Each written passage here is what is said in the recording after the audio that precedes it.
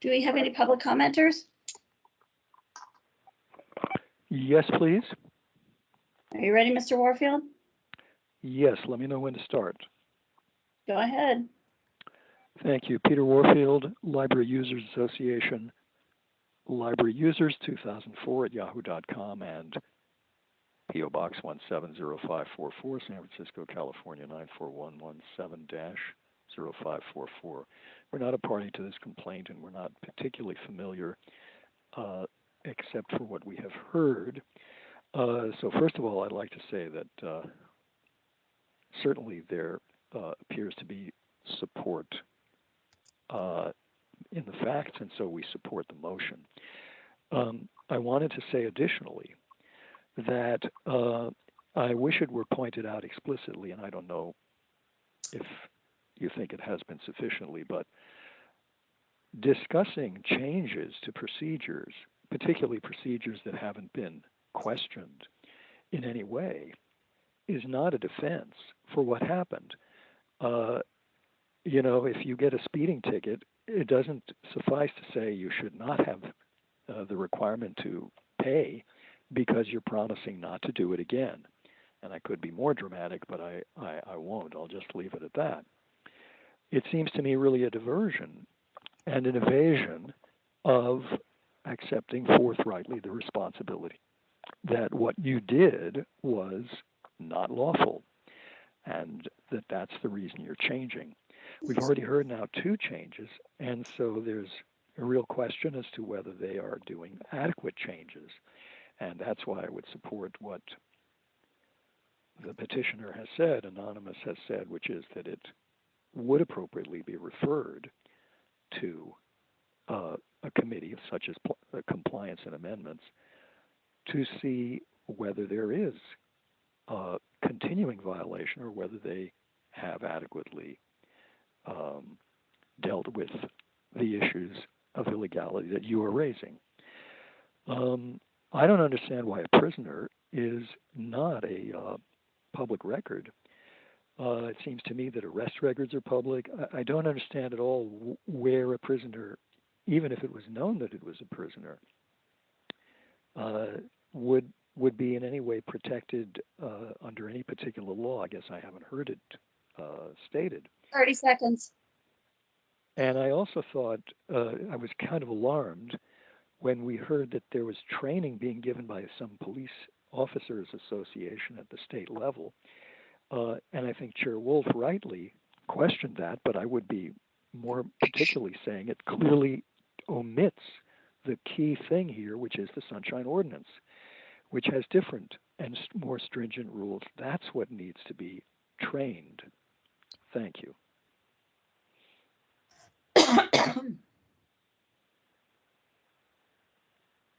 Any other public comment?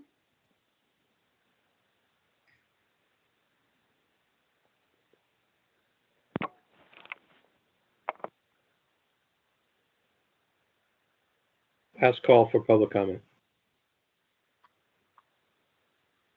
Okay, hearing none, public comment is closed. Members, are we ready for a vote?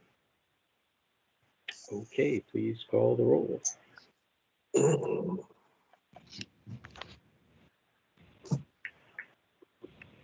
Member Stein? Aye. Aye. Member Wong? Aye. Member Wong, aye. Member Padmanabhan? Aye. Padmanabhan, aye. Member Neighbors? Aye. Member Neighbors, aye. Member Forsley? Forsley absent. Member Schmidt? Aye. Member Schmidt, aye. Member Yankee? Aye. Member Yankee, aye. Member LaHood? Aye. Member LaHood, aye. Member Highland? Aye. Member Highland, aye. Chair Wolf? Aye. Chair Wolf, aye. Moved by Member Stein, second by Member Wong to find a violation of 6726 for failing to justify withholding and 6727 for failing to provide proper redactions. Okay, thank you. The order of termination is approved. I would request that we take a 10-minute recess, and we will return. It's 7:09, so let's see. So 7:29. Let's make it 7:30. Okay? Yeah, okay. Okay. That's 2 minutes. You realize that's 20 minutes. I'm sorry, I made a mistake. I think you mean 7:19. 7:20. Okay. 7:20. Mhm. Okay, thank you for the correction. Okay, we are in recess till 7:20. Thank you.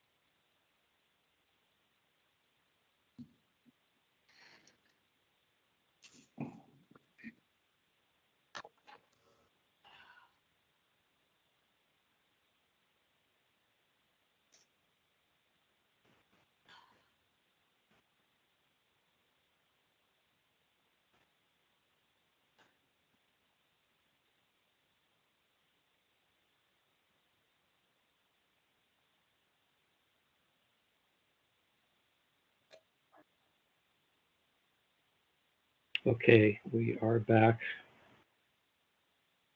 Ms. Leger, can you please call the roll?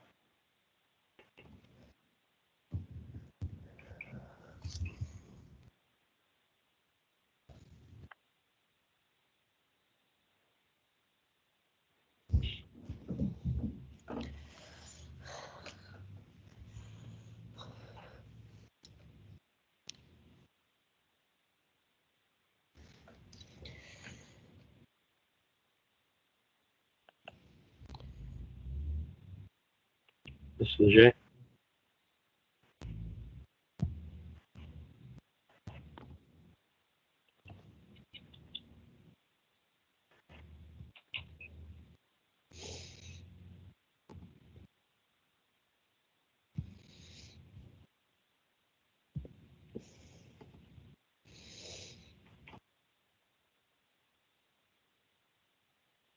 Ms. Leger?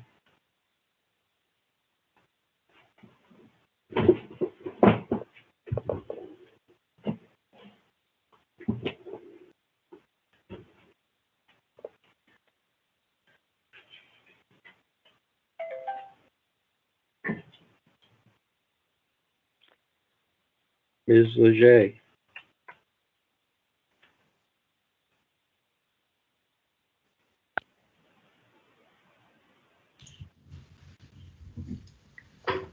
It's odd. She was just here a couple of minutes before you all showed up. So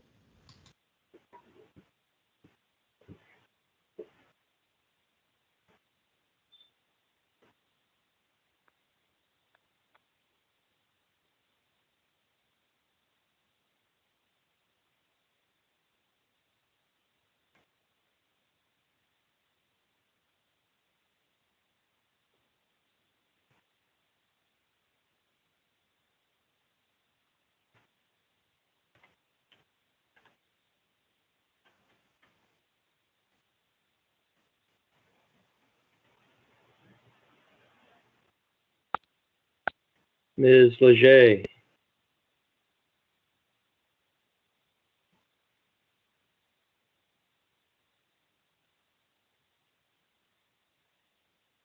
Victor, are you there? Yes, I am. I'm calling to try to let her know that we're ready to start. Give me a moment. Thank you. I'm trying to contact her right now to I let her appreciate it. Thank you.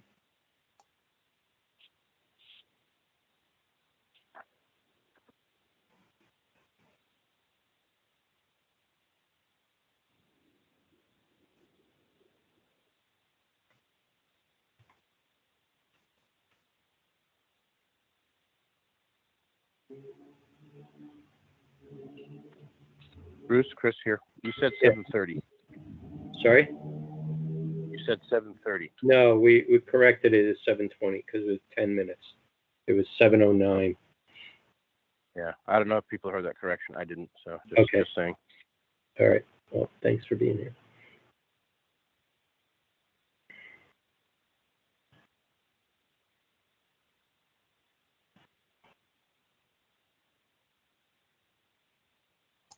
Well, Chair Wolf, I can go ahead and get us started. Okay, great. Thank you. Give me a moment. I wasn't keeping track of the rules, so please forgive me. I want you to call the On the roll. roll to reconvene into open session. Yeah. Member Schmidt. Present. Schmidt present. Member LaHood. Present. LaHood present. Member Patmat, my apologies. present. Present. Member Wong. Present. Wong present. Member Stein. Present. Stein present. Member Yankee. Present. Yankee present. Member Highland. Present. Highland present. Member Neighbors. Present. Neighbors present. Member Forsley.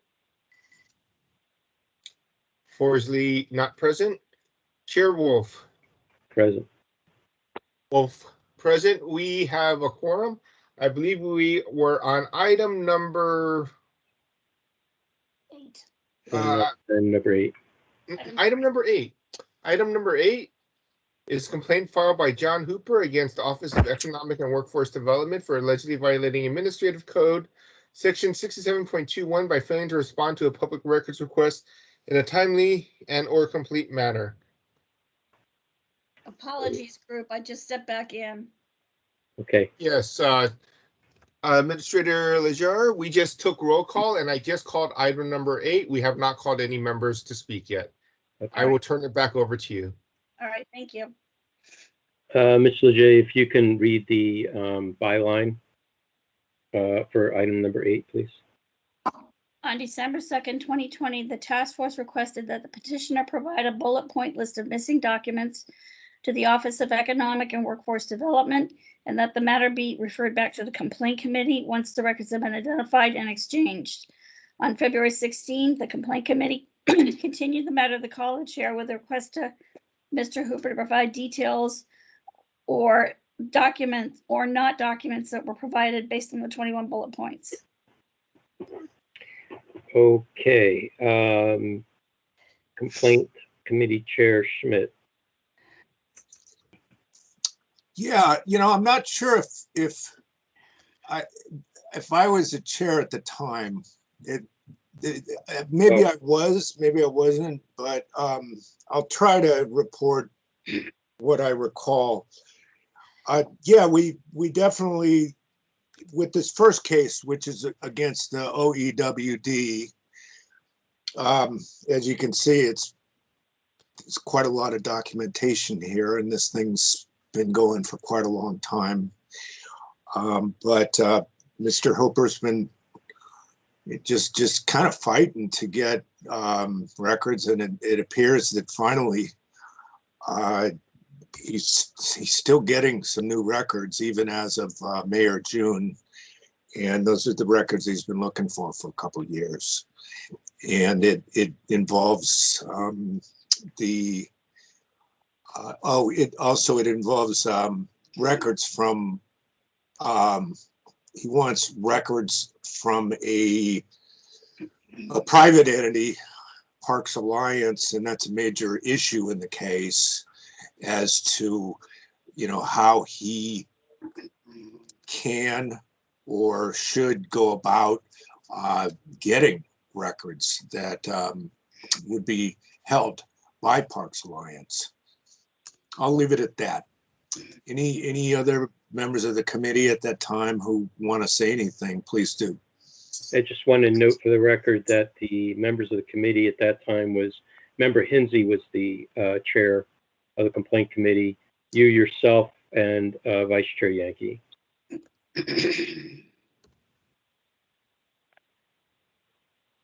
Vice Chair Yankee, do you have anything to add? I don't believe so. I think there was still some dispute about whether some records existed related to contracts and so forth, and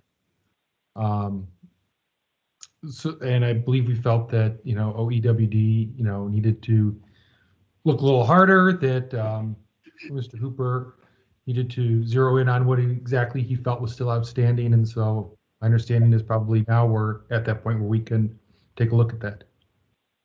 Okay. And on that particular day, I actually stepped in for Member Hinsey for that particular meeting. And I recall the same as far as that's concerned. Okay, so let's begin. Mr. Hooper, are you here?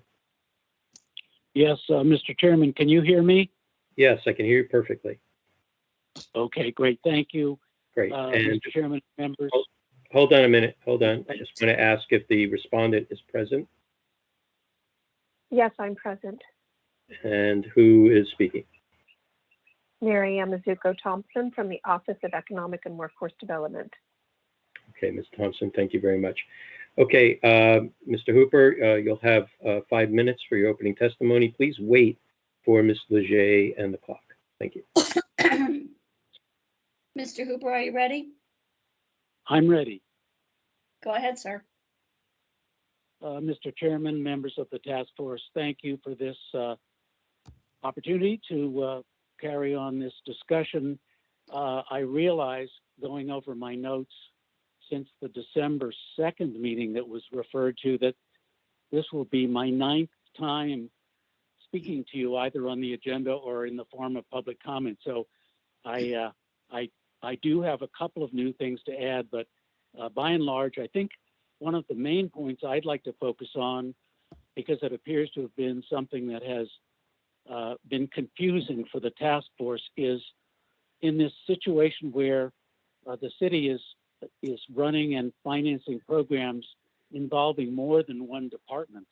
Who does one ultimately expect to disclose documents that have been referred to? And as you may recall, at your December 2nd meeting, you decided this was a multi-agency effort involving both OEWD and the Department of Public Works, and it was appropriate to keep the complaint separate.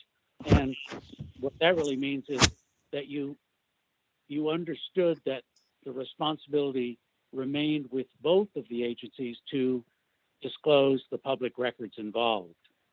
Now, it got complicated after that, and you may recall that at a complaints committee meeting on March 5th, the complaints committee essentially contradicted that former decision and I guess you'd say released Public Works from further responsibility to provide documents.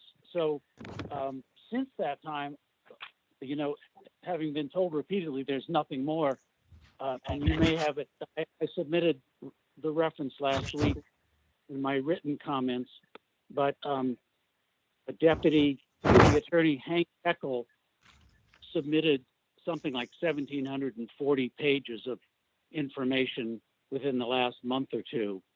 And within that, there's a lot of stuff that we've all seen before, but within that, there were a couple of pieces of information that I wanted to make sure, and certainly hope you don't have to read 1,741 pages, but that you be aware of.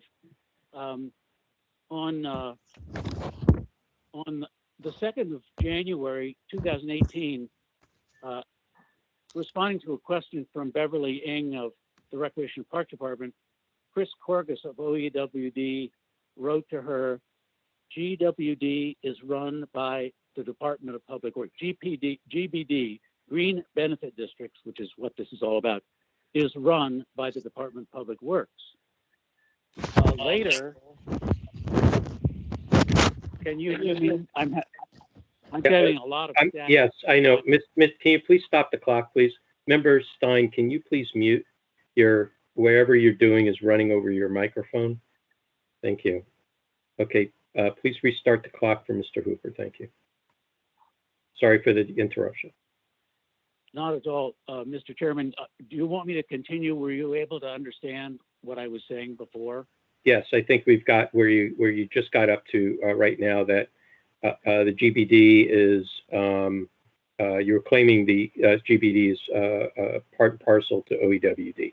Please proceed. Right. I'm not claiming it. I'm quoting an employee of OEWD state clarifying that for a member of the Recreation Park Department staff. The GBD program is run by the Department of Public Works. That has been a source of past, which is why I want to pay some attention to it now. Another quote that emerged from the Hank Henkel of information, also a quote from OEWD's Chris Corgus in a communication with Brooke Ray Rivera, who then for Parks and Science. The quote is, I am merely a conduit for a grant to get through. Jonathan Goldberg being the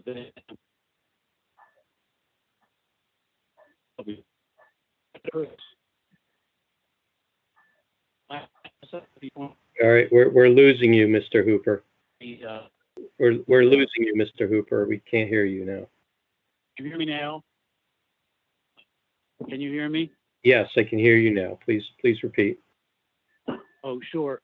Mr. Chairman and members of the task force, just parenthetically, I live in the Haight-Ashbury part of San Francisco, and we have had no power since 8 o'clock this morning. So I'm running kind of on the low side off a battery on my cell phone, no access to my computer and so forth. Okay. So if I disappear entirely, PG&E said they'd have it all back on, at the close of ordinary business, but we still don't have power out here. All right. Let me ask you, Mr. Hooper, if we do lose you in the middle of this, would you like for us to continue the item? I can't imagine anyone would. I think the risk, God bless us all. I believe if we have technological difficulties, that the materials that I've provided you, even just going back to the 2nd of December of 2020, should give you more than adequate information to base a decision that I have yet to receive what I've asked for. So I would hope, even if I get, if I disappear into the ether because of low battery, that you would feel free to continue. And I also believe there may be a member or more of the public who is very concerned about this issue, and they might be able to chime in if I suddenly disappear off the radar. But anyway, I hope so. Anyway, Mr. Chairman, the reason I emphasize that issue is that that was the principle. All right, give him another 30 seconds for the input Well, that I made. Yes, just to clarify, members of the task force, that was really the main point of confusion that you were all struggling with. Should the responsibility be placed only on OEWD or both OEWD and DPW? I contended, for reasons that I won't bore you with and you can read in the next 10 minutes, that both, it's a joint venture, so to speak, a multi-agency effort, and both agencies are equally responsible for providing the information. So that's really all I have to say, and I appreciate the time. Thank you. Are there any persons or witnesses to provide any facts or evidence on behalf of the petitioner, the complainant? Sullivan. Okay. Thank you, Ms. Sullivan. Go ahead. You have. Well, I just want to start off with saying that we did a number of public record requests, and Mr. Eckel gave us documents that were new that he should have received within the date of his request. I don't know if they've been submitted or not to the task force. I do want to talk about city contracts have a number of clauses stating city ownership of all documents and work product. The city expects to receive the work it pays for. Records produced by city contract are city records, and they are therefore public records. City Administrative Code 2134, audit of contract records, allows for the city to inspect records related to the performance of all contracts. Quote, such books and records shall be maintained by the contractors for 3 years from the date of the final payment under the contract, unless a shorter period is otherwise authorized in writing, end quote. This is echoed in city contracts. Failure by contractors to retain records is failure of Sunshine Ordinance 6729-1. Originals of these documents shall be maintained consistent with the retention policies of the city and county of San Francisco.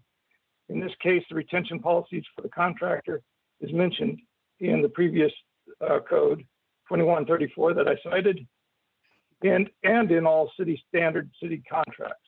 The city OEWD has the right to get city records. The contractor, SF Park Alliance or TGS, must retain those records. Reason for these clauses are for accountability of the contractor spending the city's public money. Public record and access laws are for public ability to hold public officials accountable and those acting on behalf of the government. The right of the people to know what their government and those acting on their behalf of their government are doing is fundamental to democracy and with few exceptions, this right exceeds any other policy interest of government officials, and I'm adding those acting on the government's behalf, may use to prevent public access to information. Sunshine, section 67.1D, and I thank you for your time. Are there any other persons or witnesses providing facts or evidence on behalf of the petitioner or the complainant? Okay, hearing none. Respondent, Ms. Thompson, you have 5 minutes. Please wait for Ms. Leger.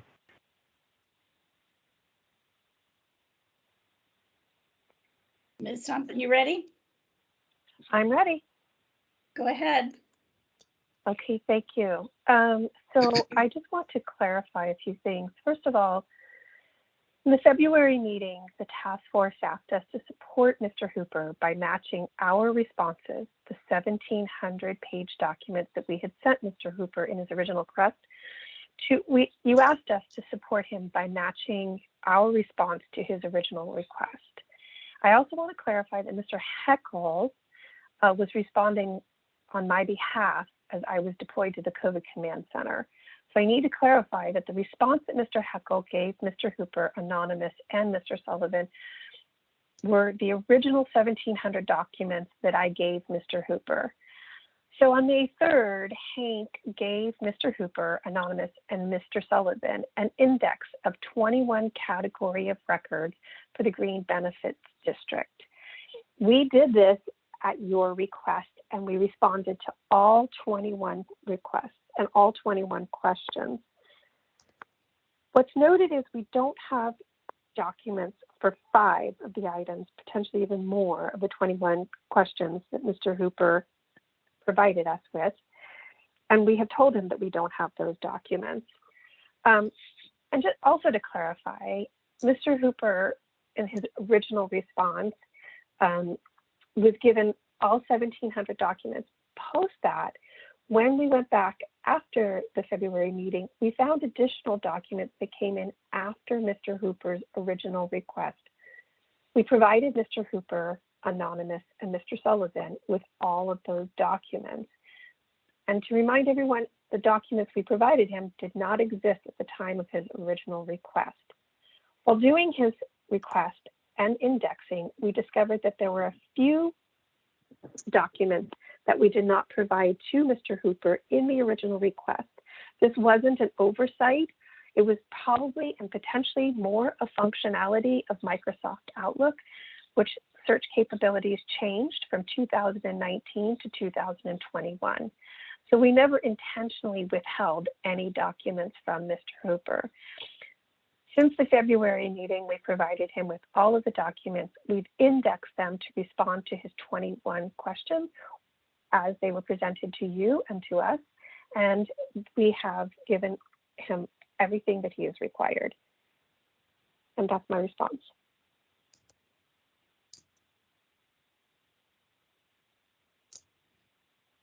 Okay, thank you. Are there any persons or witnesses providing any facts or evidence on behalf of the respondent? Okay, hearing none. Members, the item is with you. Vice Chair Yankee. Sure. Mr. Hooper, I'll ask you first. It sounds like after the February complaint committee hearing that we had, that there were additional records that were turned over that you had not previously received. Can you elaborate on how many additional records you received after that complaint committee hearing that you had not received from OEWD prior? Looks like perhaps this happened, I'm guessing, looks like somewhere in April or so, from what I could tell from the attachments that I've read through. The new information, well, not new information, some of it I've seen before on several occasions, but the latest disclosures that I've seen and that Ms. Thompson referred to were the ones that came, the 1,700 pages that came from Henkel, and that's where the quotes that I gave you a few minutes ago from where the OEWD representative clarified that the Green Benefit District program is run by the Department of Public Works and so forth. So I'm trying to be responsive to your question. Let me ask it more succinctly. Could you just give me an approximate number of, let's say, pages that you received from Mr. Heckel that you had not previously received, that was not part of the initial group of documents that OEWD had given you? Like, was it 50 more pages that were new to you that you had never seen before, or 100 more? I understand what you're asking. I've highlighted the pages that I got from the Heckel disclosure packet, and let me just quickly.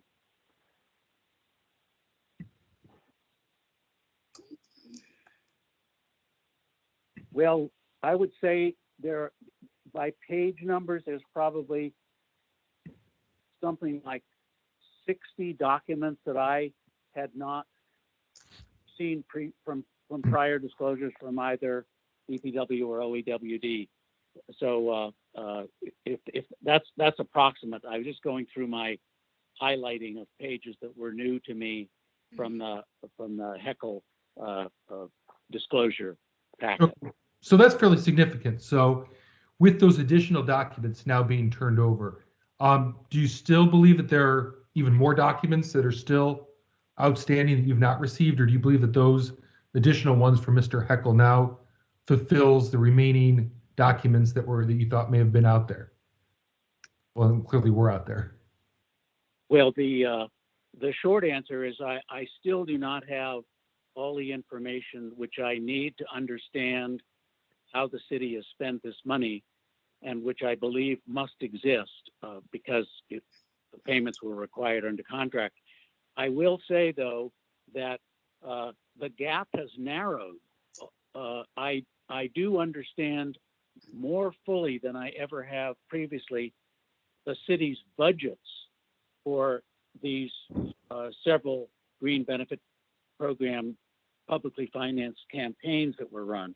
I now have seen, and I consider it new information from the recent Hank Heckel disclosure, several requests for payment from Parks Alliance or its predecessors, Build Public or Place Lab, which I don't believe I've seen before. But what I still can't figure out, so the budget seems clearer, certain requests for reimbursement from the contract agency, Parks Alliance, are now there, but I don't see any records of city payments. So what I'd like to be able to say, when I talk to my supervisor or the mayor, is why has the city spent whatever it is, $1 million on public campaigns to voice programs upon an unwilling public instead of providing basic public services? That's what this is all about. So this is a long answer to say, no, I still cannot figure this out. And I still believe that the data I require is very simply right. It's required by contract. So, now the complicating thing, in fairness to everybody, is that these efforts funded by DPW and OEWD and staffed by them failed. So it's not clear that all the money that may have been budgeted actually got paid out. Okay, so Mr. Hooper? But yes, please. Yeah, so to follow up, is there a way that you could very succinctly describe, what you believe is still outstanding? Like, is it yes, payments from the city? Is it a contract? Just very succinctly describe what you think is still you have yet to receive. I can reply to that very simply. The information which I have not received is the records of payment from the city. I have requests for payment, in other words, invoicing, but I do not know what the city paid in full or in part, depending on how far these failed efforts actually got. Gotcha. So Okay.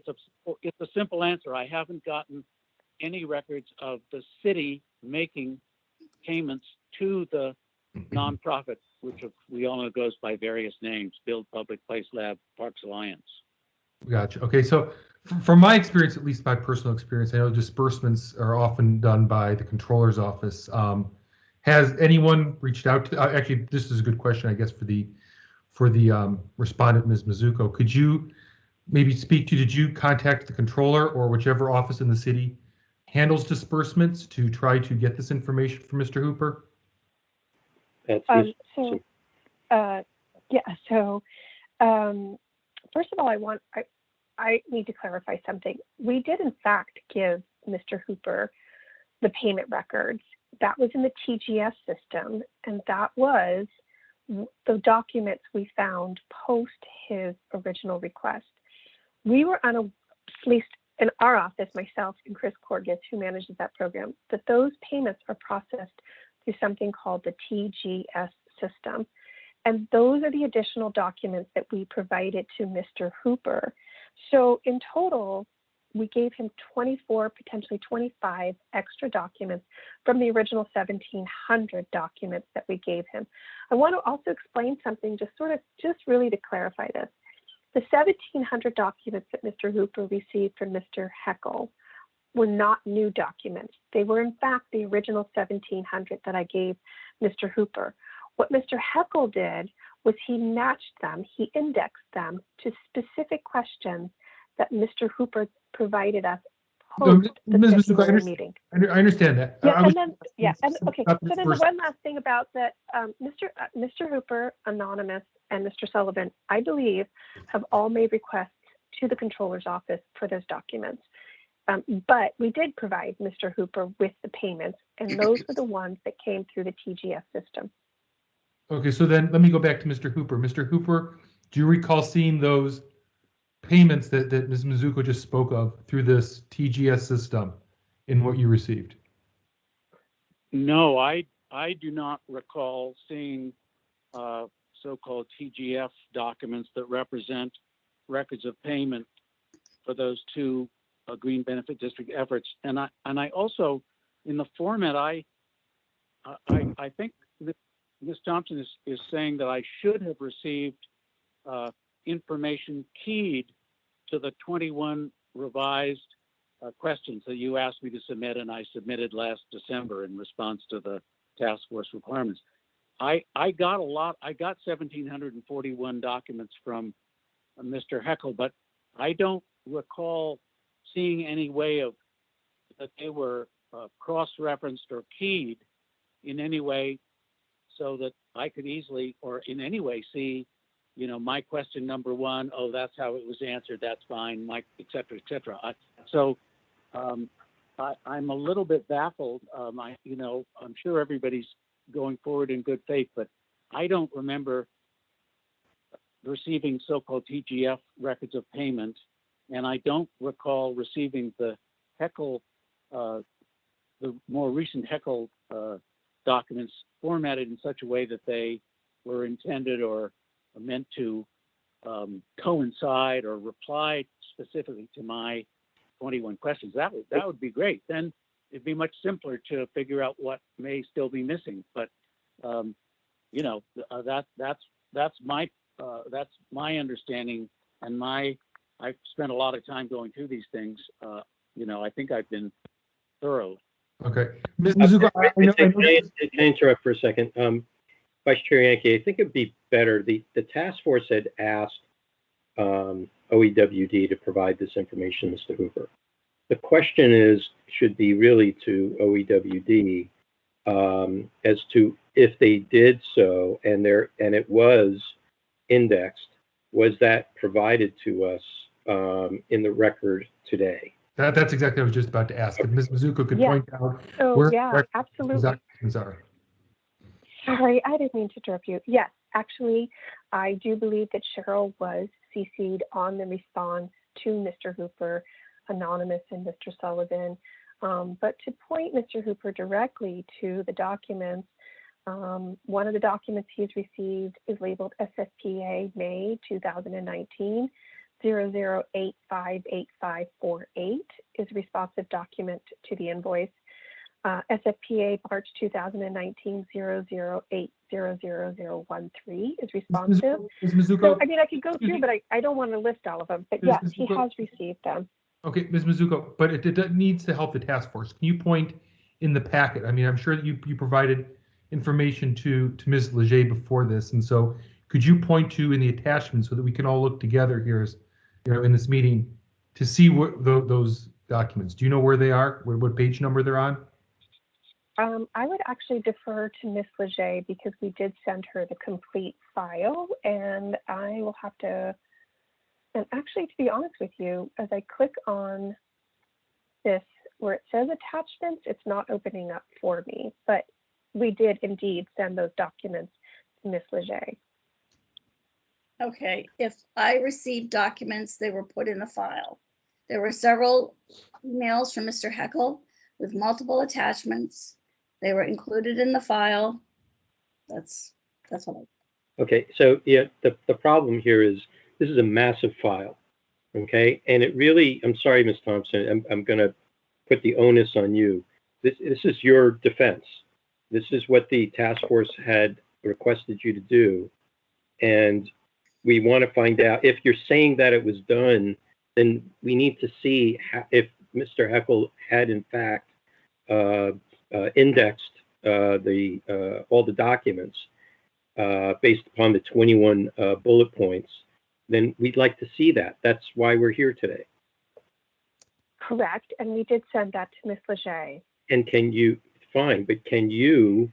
But I can't, what I'm saying to you is when I go to your agenda and I click on attachments for my specific item, number 8, it doesn't open up for me. Okay. There are items underneath.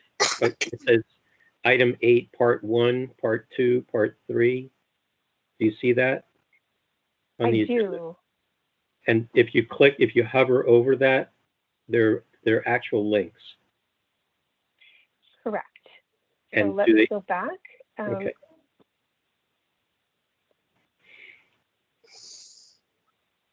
All we're looking for is a page number because we've got thousands of pages here. Member Schmidt, I know that what I saw was that Mr. Heckel did, he sent an email answering one of the 21 or 2 of the 21 at a time, and then he lists the documents that were responsive to that request. And so he did this sequence of different emails, and that's what a lot of these files are that we got in our document compilation. There's no way to discern what documents apply to bullet number 1, bullet number 2, bullet number 3. That's what we requested. That's what we're asking for here. Well, that's what I just said. He says he matches each number in a series of emails that were in our documentation. I don't know where. This thing is huge. I didn't mark every one, but I'm saying that they're there. So this is member Stein. Right. So, can I just thank say you. it? Like Go ahead, Member Stein. Go ahead, Sheriff. Yeah, so I'm looking at like item 8, part 7.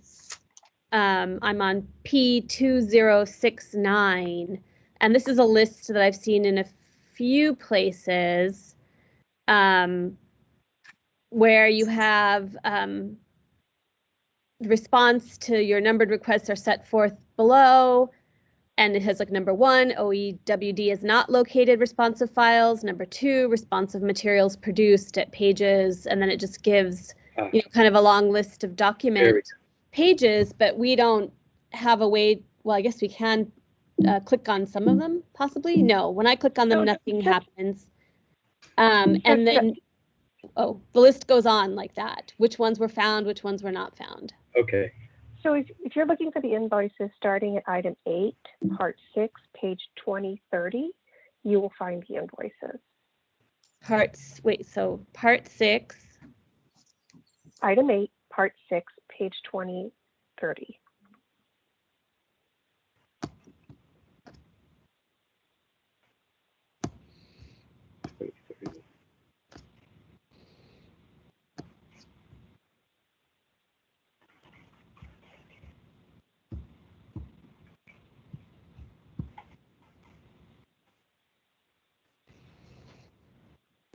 like your rug. It's not in its right spot. What? You like your rug because it's not in its regular spot. Yeah, well, it's backpack. Perhaps you might want to mute your committee members. Sorry. You're right. Okay, 2030, I'm there. Okay. I'm just seeing an email that says, please see attached supplemental file, but no attachment. Right.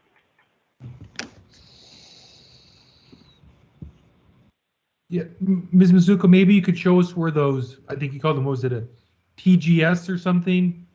I forget TGS the files, acronym. yeah. I think that part of the problem may be the way that these, I think the problem is the way that this request was uploaded in PDF to you, but the TGS files are in here, or they were in the ones that we provided to Ms. Leger. Yeah, the what we're seeing, if you look on page 2033, that regards or relates to category number 12, the bullet number 12. And then if you go to the next page, to 2034, it jumps to category 15. So it's yeah. And then Go ahead. I think it's the way that this document has been PDF'd and presented to you, but the invoices were given to Mr. Hooper and Ms. Leger in the responsive document. Let's all, while we're on this particular PDF, let's all look at page number 2036. That's PDF page 100 out of 130.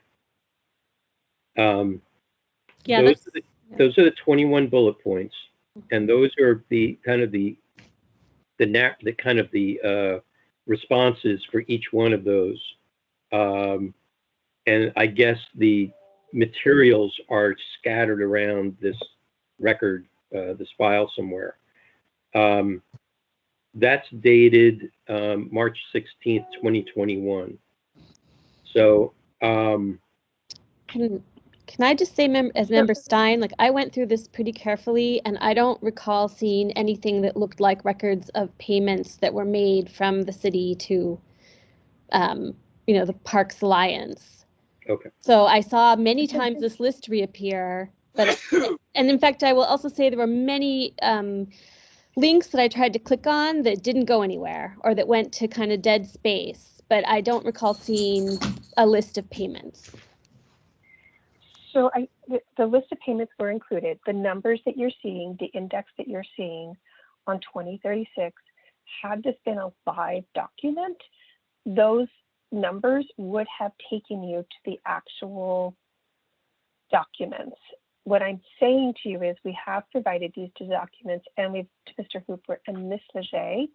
It's that the fact that this has been PDF'd in a way that does not allow you to have been the original recipient of this document to see that the invoices and all the documents are in there. Oh, so they're hyperlinked? They're hyperlinked. Oh. We did that to make it easier for Mr. Hooper so that as he looked at his question, like if he looked at question number 21, he could then click on the hyperlink, which says 00069. That would have provided him. And so that's the problem that we're seeing, is that those documents were provided to everyone.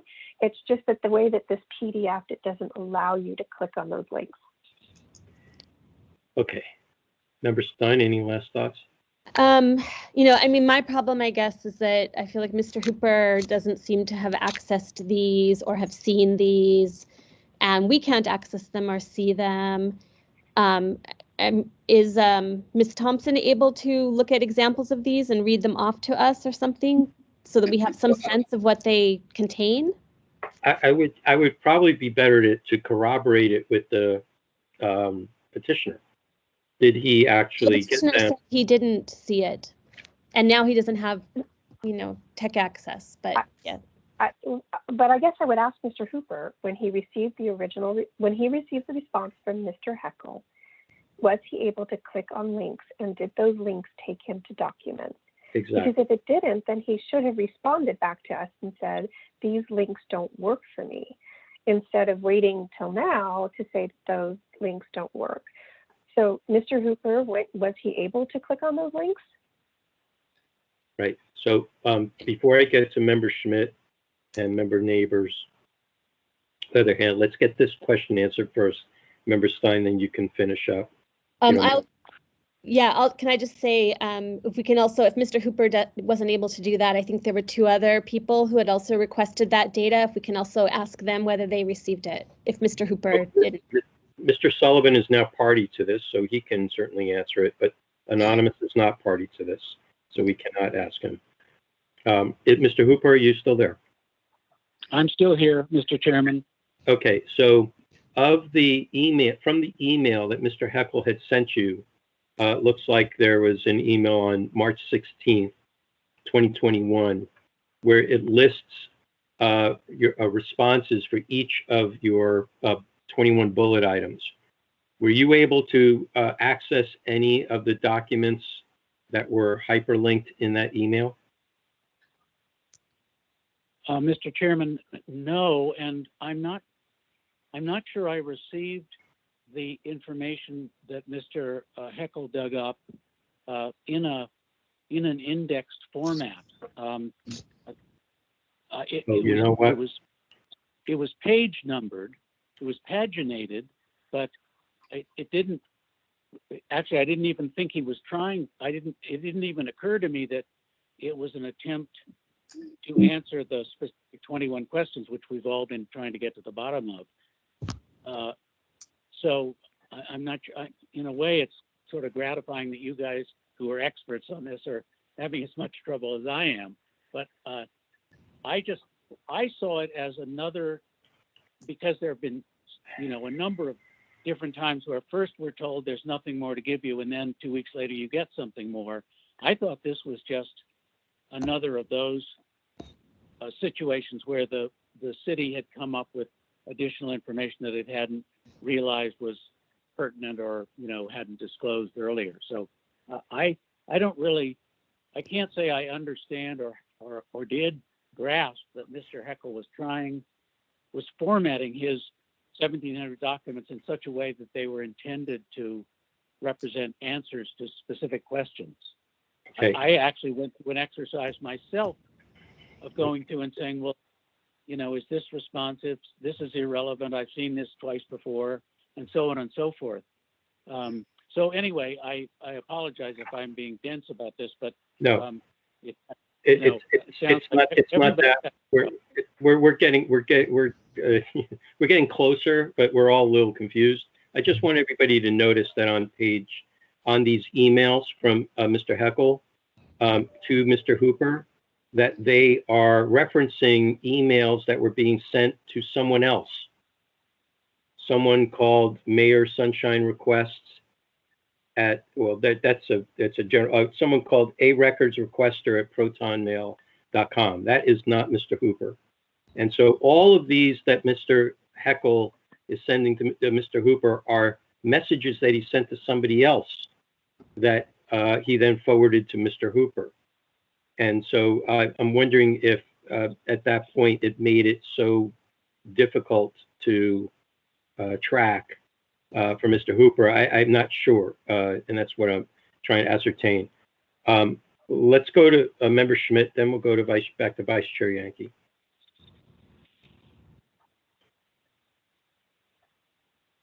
You're on mute. I guess you're done on that line. Okay. I've got a couple of somewhat of a shift here. To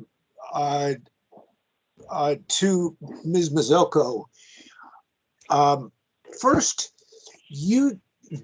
are you saying that you sent the TGS documents that would be responsive to Mr. Hooper's requests to him already? What we're saying is the TGS documents are in fact the documents we found after Mr. Hooper's original request.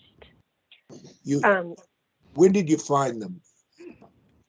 We found them when you asked us to go back and index the records for Mr. Hooper. We found them in that process. Okay, so the TGS documents you then did produce to Mr. Hooper in 2021, is that right? No, there was an original Sunshine request in 2019, and then these were additional records in 2021. 2021, okay. Yes.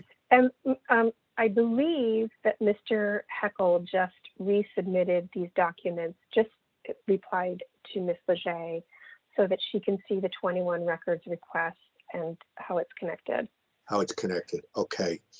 So, now, well, make it brief, please. Well, so Mr. Heckel just sent all of these, resent them to Cheryl, Mr. Hooper, Mr. Sullivan. And to clarify for you, the Proton email that you are referring to was from Anonymous. That is Mr. Anonymous's email address. Post the February Sunshine Task Force, Anonymous helping Mr. Hooper to get clarity on his questions, resubmitted Mr. Hooper's questions in 21 points. And that's how we responded to both inquiries, because they're the same inquiry. They're from Anonymous and from Mr. Hooper. So what you gave to one, you gave to the other, correct? Correct. Okay, great. Now, I've got one other topic I want to ask you about. The OEWD does business with the Parks Alliance, correct? Yes. Okay. And there are contracts that are signed between the OEWD specifically and the Parks Alliance, correct? Correct. Okay. And Parks Alliance is it anything different than something called Place Lab and Build Public, or are they all sort of the same thing? To provide clarity, Place Lab was the original contract holder. Okay. It folded, and that contract was then awarded to Parks Alliance. Okay. And what's Build Public? It was a nonprofit that supported public space. It supported public space activation. It's no longer in existence. Okay. Now that the Parks Alliance, have you ever made contact yourself with Parks Alliance to ask them for documents to respond to the Hooper requests? Yes, we did. And those documents were given back in 2019 to Mr. Hooper. We reached, based on what the Sunshine Task Force asked me to do in 2019, we went to the Parks Alliance and asked them if they had any additional documents, emails, other than what we currently had in our files, and they did not. Okay, so did you show them the text of Mr. Hooper's requests that were made to OEWD at that time? Yes, we did. And this was all addressed in a previous Sunshine Task Force meeting in 2019, and it was decided then that we could not compel Parks Alliance to give us any additional documents. And I had reached out, and I made this presentation at the task force 2.5 years ago and said I reached out to the Parks Alliance and that they said that they had given me all the documents that we had. So all the documents they have is what we have. All the emails that we have is what they had. And they had no other additional documents. And this is a very different line of question from what we are here to respond to today. I'm sorry, please don't tell me what to ask you, okay? Because this is very important to the case. the Parks Alliance documents you're talking about in 2019, was that the Hooper case or was that a different case? Yes, that was Mr. Hooper and Mr. Sullivan. Mr. Sullivan. Okay, so that wasn't And that Mr. was Mr. Hooper and Mr. Sullivan. Oh, they were together at that time. They've always been together. Oh, they've always been together. I see. Mr. Hooper, Mr. Sullivan, Mr. Tomasevich, and Anonymous. Okay, but who decided that Parks Alliance didn't have to give up any documents? Was that you? When I presented to the task force, and you had received a legal opinion from one of the city attorneys, and I said that I had made every effort to get those documents. And if there were any additional documents, and Parks Alliance said that they did not have any additional documents, that was the task force. So, but why would anyone have said Parks Alliance doesn't have an obligation if they were actually giving you everything? How would that have happened? I don't understand that. The task force asked me to ask the Alliance if they had any other additional documents over and above what OEWD had. Okay. We went back to them and we asked them, and they said, no, they did not. So they didn't say, so nobody in this whole process said Parks Alliance doesn't have any obligation. Because I thought that's what you just told me. That someone said the task force had decided that. I believe the task force decided that 2.5 years ago at a previous hearing. But they said that Parks Alliance doesn't have an obligation, but Parks Alliance would have an obligation to OEWD if OEWD asked, correct? Correct, and we did. Okay, that clarifies as opposed to a request made directly to Parks Alliance. Okay, I thank you. I have no further questions for the witness. Okay, great. Member Stein, did you have something else to add? Or Member Neighbors? Go ahead. I don't think I do. This is Member Stein. Okay, Member Neighbors, you had your hand up before. Did you have anything you wanted to ask? No, it was covered. Thank you, though. Okay, great. Has everybody gotten everything they need? Okay. Can we, so at this point, Mr. Hooper, are you still there? Yes, sir. Okay, so at this point, the question becomes of the multitude of emails that you got from Mr. Heckel, there is in some of them attachments, and some of them have actually an index from 1 to 21 with responses for each of those 21 items that we requested to be made. And in those, there are links in there that you can click on to download those items. Do you recall seeing those? No, it sounds mind-bogglingly difficult. I do not recall seeing those. Unfortunately, I don't have electricity, so I can't go to my desktop and verify. But have you been able to do exactly what you're describing? Well, we see the emails. We don't see we cannot check the attachments, but we're not so concerned about, the attachments or the records, except for the ones that you're concerned about. So we just want to make sure that you received all the documents that you requested. Ms. Thompson claims that everything has been provided, including the contracts and the accounting. So that's what we're trying to ascertain here at this time. Well, the same thing. Do you want me to respond? Well, I just the question I have here is, these are emails that are being sent on a regular basis to you. June 11th, June 14th. This is 2019. Then jumps to May 3rd, 2021. And then another May 3rd, and another May 3rd, and another May 3rd. I mean, it goes on and on. Well, maybe there's another way of looking at this. Is there a lower technological method? I mean, we used to send things to one another called letters. I wonder if rather than hyperlinks and, all this kind of thing, since apparently OEWD is making a good faith effort to get the data to me, and they are convinced that I really should have it all.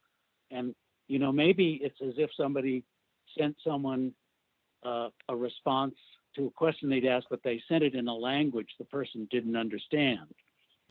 The person might say, well, I really need that in English. Okay, And maybe that's what Go ahead. giving. Okay, go ahead. You want me to? Yeah, go ahead. Finish, Mr. Hooper. Well, I just wanted to say that I certainly give the city agencies all credit for proceeding in good faith, but if it's really just a matter that I can't open a hyperlink or I don't understand what PGF is, or isn't there a simpler way? Just print the stuff out. You're going to be charged for it. Oh, big deal. Okay, Member Stein. I've spent 2.5 years on this. Yeah, this is Member Stein, and I feel like I'm getting hung up here because I'm trying to understand if really the documents that are on hand or should be on hand have been delivered, and because of our PDF we can't tell, and because of the power outage and the hate, Mr. Hooper can't tell.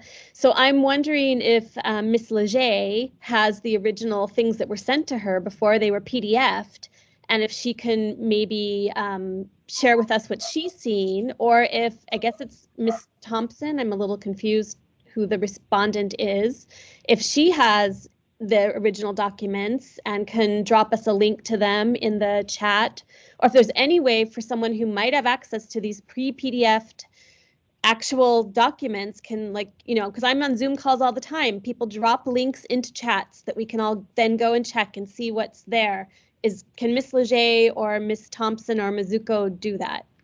No. Yeah, I don't think that's It's very hard for us to decide this case if we don't know if the information has been delivered or not. I don't think it's going to be helpful to have Ms. Leger try to go dig all those up in the middle of a meeting right now. Even one would be helpful. Just for the record, thank you. Sorry to interrupt you guys. Ms. Leger was just sent all those links and all those documents from Mr. Heckel.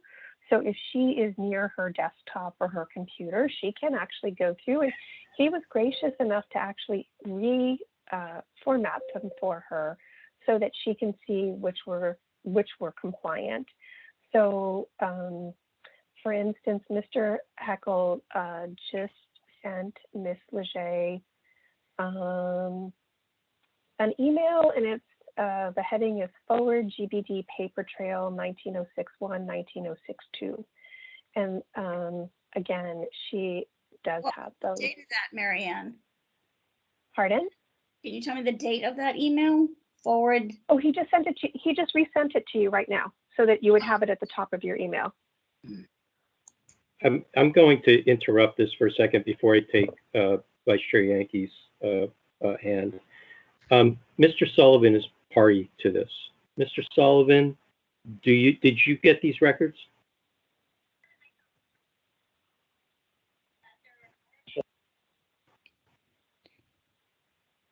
Okay, yes, I got some. I'm looking at them right now, and they're not in your packets.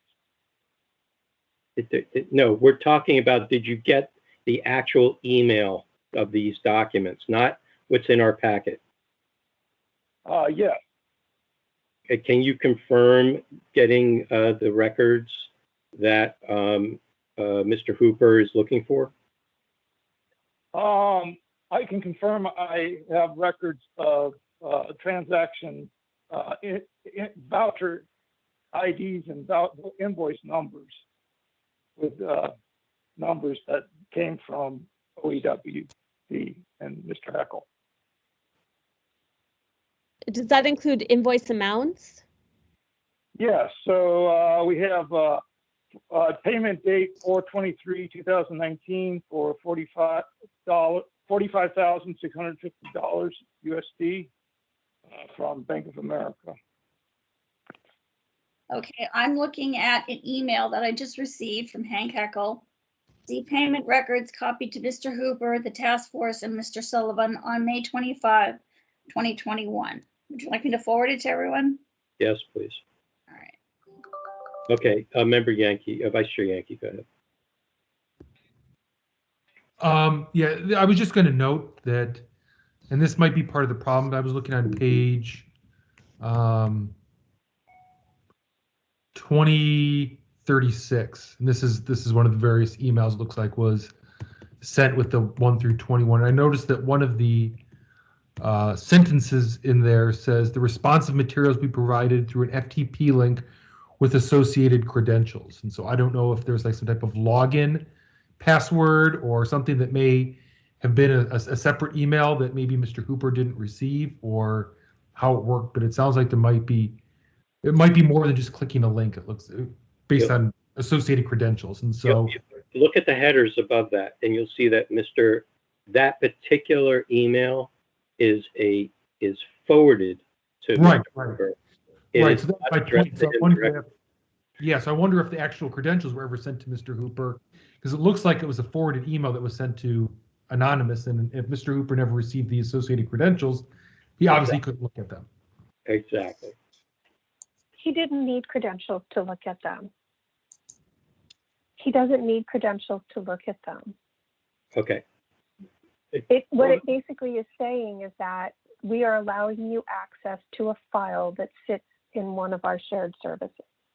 That's what that is saying. He doesn't need a credential. He doesn't need a password. It just is saying that we are allowing you access to a file that sits in one of our servers. It would have been good just to say that.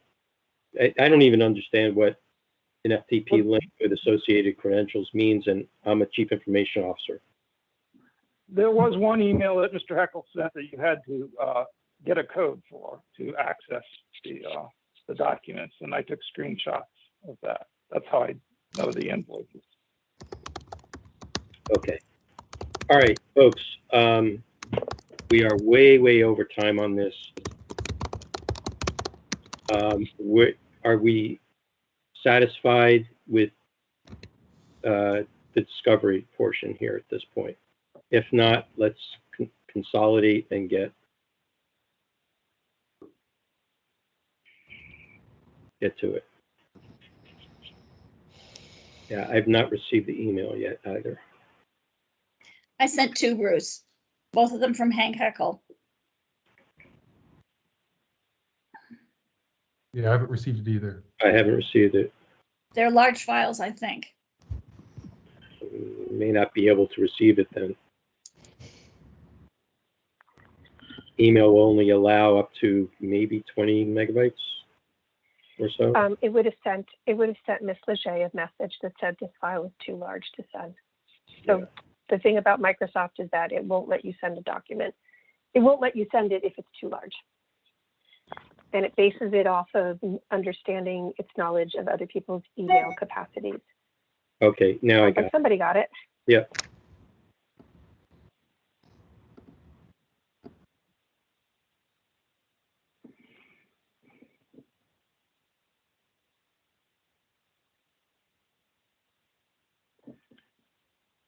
Oh, this is going to take a while to download. Gather.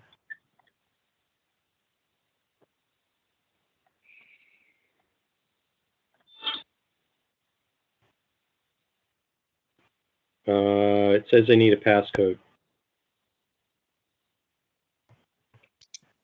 I think you can just, this is Member Wong, I think you can just get one sent to your email. Right. Yeah. I just signed in with Google and it let me sign right in. It just says that I need a one-time passcode. Yeah, it'll send it to your email address where you received the email. I see. I was just going to bring up one concern with the way we're approaching this, in that these records that are being emailed to us now have been made available to the public. I don't know if that's a concern for us, as they are. Well, supposedly there are records that were supposed to be in that were sent to us properly, with hyperlinks in the forwarded emails, but got stripped out through the scanning process. So yeah, I hear what you're saying. I'm not sure how to, what to do about that at this point. If you want to stop and not consider this, then say so. I would, if we can, if you make an active statement or request, then let's do that. If you feel uncomfortable about the way we're going about it now. Were these not already a response to a public records request and therefore public records? They were part of emails that were sent to numerous people. Well, I mean, I thought they were sent as a response to a public records request. Yes. Ergo, they are public records. Yeah, but Member Wong is suggesting that if they, as part of our hearing, if they weren't part of our record, then there are other people here at the meeting that have a right to see those as part of the record. So if we're the only ones that get to see it, oh, I see. and Mr. Hooper can't even see it, then that's the problem here. So can we not drop these links into the? Oh, they might not have the chat access. No, they don't. Everybody else is called in by phone. Right. And Mr. Hooper has basically expressed that he has some technology difficulties, possibly in tracking these down. So the question I would say here is, Member Stein, you had the question of whether there were, you wanted to see the invoice voucher number of vouchers. Are these the documents that you were looking for? If they are part and parcel to the emails that were sent to Mr. Hooper or forwarded to Mr. Hooper and were sent to Anonymous, a records requester at Proton Mail. If those emails that Mr. Hooper received actually retained the links in them, then he should be able to see what we're seeing right now. Mm-hmm. Okay, Member Wong, does that satisfy you? Perhaps. I just worry that folks who are part of the public that aren't party to this case may not be able to make, the comments that they'd like to make with the same level of accuracy that we would be allowed to as members who can see some of these documents, and or folks who are party to this case. So well, I would say I still have concerns around it, but I would say if that is a concern, and it's a concern of the task force in general, then I would say we continue this item so that it can be redistributed in the record. And because right now we're going on over an hour on this, and we have one more that is similar to this. So just in a matter of time. Okay, I have Member Neighbors, then Vice Chair Yankee. Member Neighbors? Member Neighbors? I don't have my hand up. Do I? Oh, I thought you had your hand up. I'm sorry. Vice Chair Yankee. I think that Member Wong's point is good, but I'm not necessarily sure that we even need to look at the records for this stage. I think it's already been admitted that certain records were not initially turned over in the last 2.5 years. I don't think that even OEWD is disputing that at this point.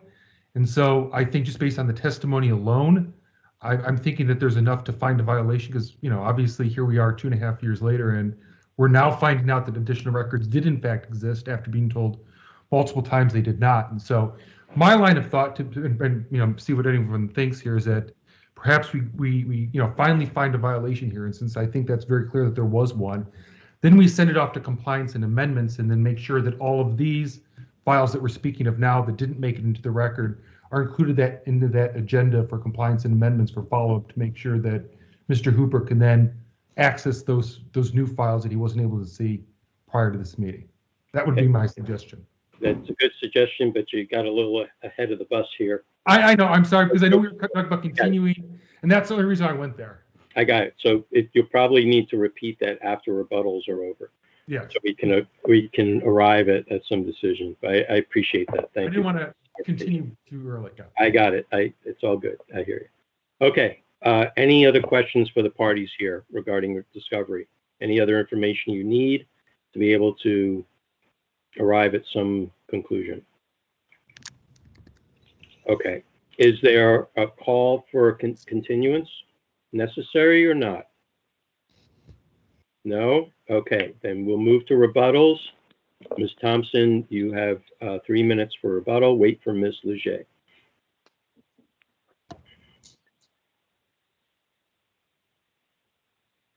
You ready, Marianne?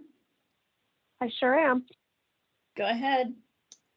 I have no rebuttal. I'll take the violation, and thank you all for your time this evening.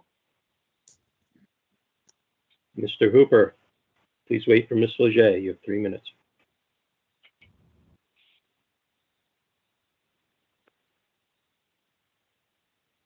Go ahead, Standing sir. by.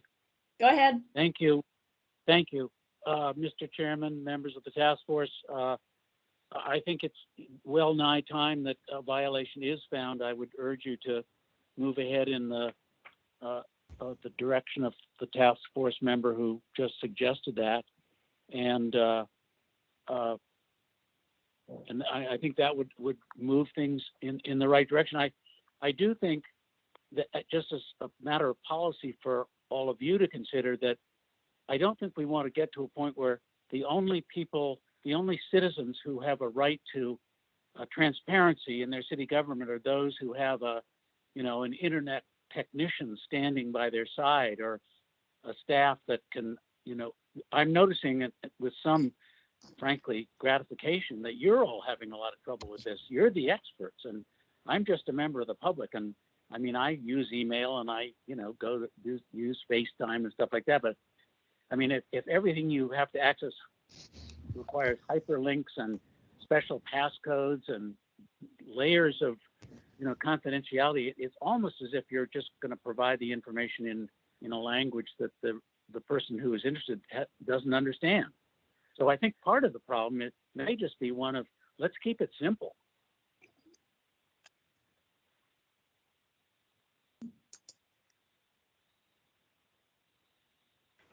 Okay, thank you very much. Okay, members. Now, Vice Chair Yankee, you can launch. Okay. I'm not sure I have much more to add, but I'll just elaborate. I mean, just for the record, though, I find it, I certainly feel Mr. Hooper's frustration. We have all met on this multiple times. This has gone through the task force, I think at least the full task force, 3 times at least, several committee meetings. And, Mr. Hooper, all along the way insisted there were more documents, and sure enough, there were. And I think that's, extremely frustrating for a member of the public to have to go that long to find these records. And so I certainly do think that there is a violation here. At a minimum, I'm seeing 6721B, because obviously it says within 10 days, and here we are a lot more than 10 days later. I guess I'll go ahead and throw that out there. I can make a motion unless anyone else wants to add or has additional points they want to bring up. No? Any other discussion or comments? Okay. All right, so I'll go ahead and turn my proposal into a motion. I'll find a violation of 6721B for not supplying the requested records in a timely fashion. And I would also recommend this be referred to the Compliance and Amendments Committee for follow-up, and to ensure that Mr. Hooper can, use the links to obtain the invoice and other information that he was unable to view prior to this full meeting, and to have those records included in the agenda packet for that Compliance and Amendments Committee, so that they're public record before Compliance and Amendments meets. Before there's a second, I want to ask if you'll take a friendly amendment that since Mr. Sullivan has stepped up to be party to this file now, that he also help Mr. Hooper Yes. I find them because it seemed clear to me that he was looking at one of these documents, invoices. So Yeah. Accepted. So that's my motion. is there a second? This is Member Padmanabhan. I will second that. Okay, moved by Vice Chair Yankee, second by Member Padmanabhan. Any further discussion? Okay, let's open it public comment. Cheryl, hand it off to you. This is anonymous number 3, if I may speak. Yeah, just a second.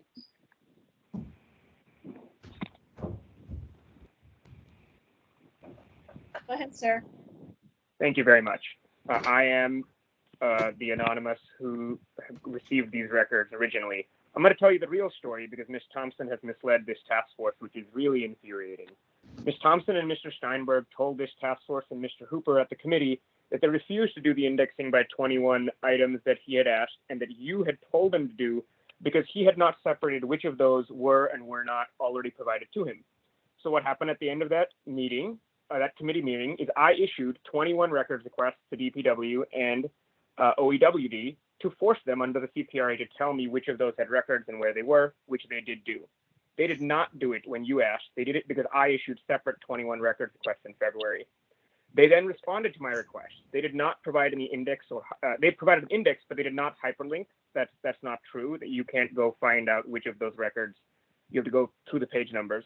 Mm-hmm. Their own system, me as a person who runs a computer software company and has done software engineering for years, I could not figure out initially how to get access to those records until it took some time to figure out how to do that. It is also the case that the records that weren't given were not because they put in the work. It's because I found the system called Total Grant Solutions in their website, which is their financial tracking system. And I told them, hey, even in my request, you did not provide these records. Now go search those in April. And then they provided them to Mr. Hooper, to Mr. Sullivan, and me.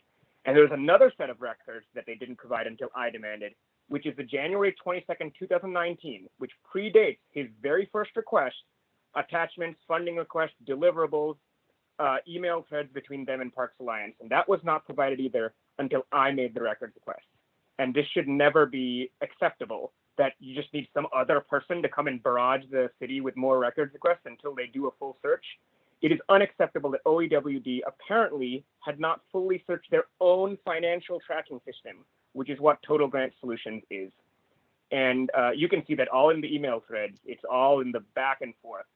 This violation is absolutely appropriate, but it's frustrating that Ms. Thompson isn't giving you the full story of exactly how they got to even finding these records. Thank you very much.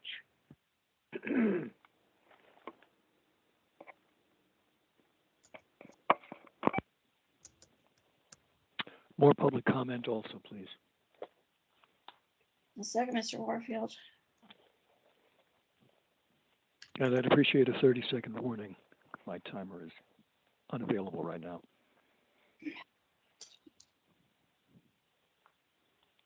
Let me know when to start, please. Go ahead. Thank you. This is Peter Warfield, Executive Director of Library Users Association, Library Users 2004 at yahoo.com, and P.O. Box 170544, San Francisco, California, 94117-0544.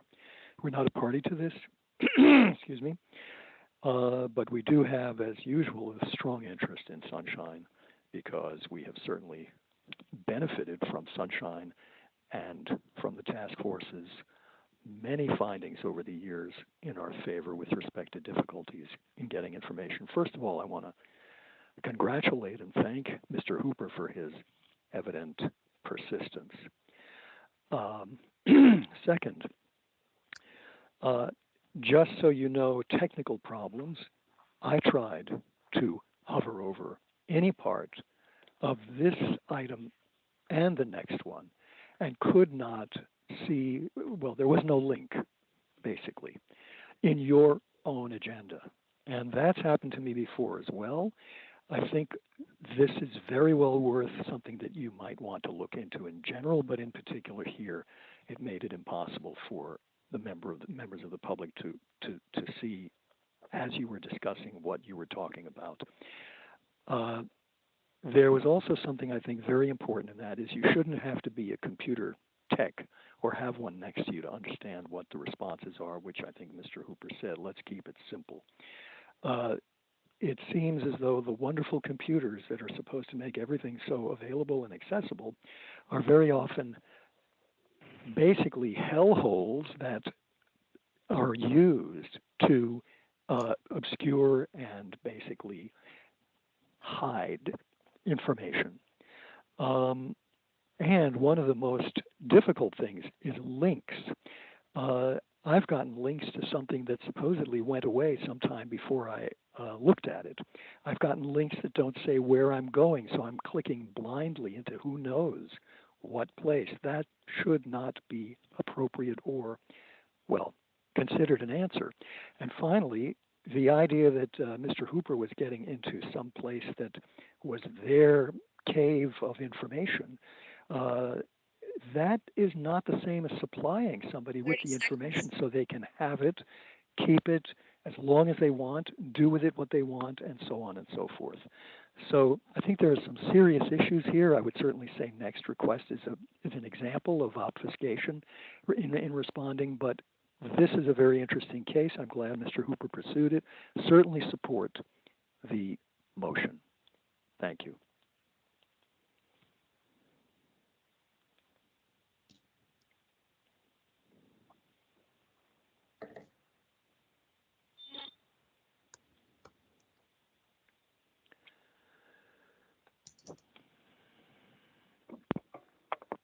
Is there further public comment? Last call, public comment.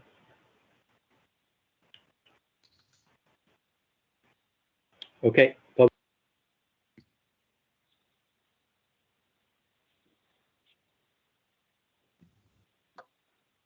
Bruce, you muted yourself. Oh, sorry. Are there any last comments? Hearing none, are we ready for a vote? Okay, let's call the roll, please. Member Yankee? Aye. Member Yankee, aye. Member Padmanabhan? Aye. Member Padmanabhan, aye. Member Neighbors? Aye. Member Neighbors, aye. Member Stein? Aye. Member Stein, aye. Member Forsley is absent. Member Schmidt? Aye. Member Schmidt, aye. Member Wong? Aye. Member Wong, aye. Member LaHood? Aye. Member LaHood, aye. Member Highland? Aye. Member Highland, aye. Chair Wolf? Aye. Chair Wolf, aye. The motion to find a violation of 6721B for not supplying records in a timely manner and to have the matter followed up with the Compliance and Amendments Committee. So, and that the record should be provided for that committee. There was also an additional amendment that the other person in this party, Mr. Sullivan, would assist Mr. Hooper.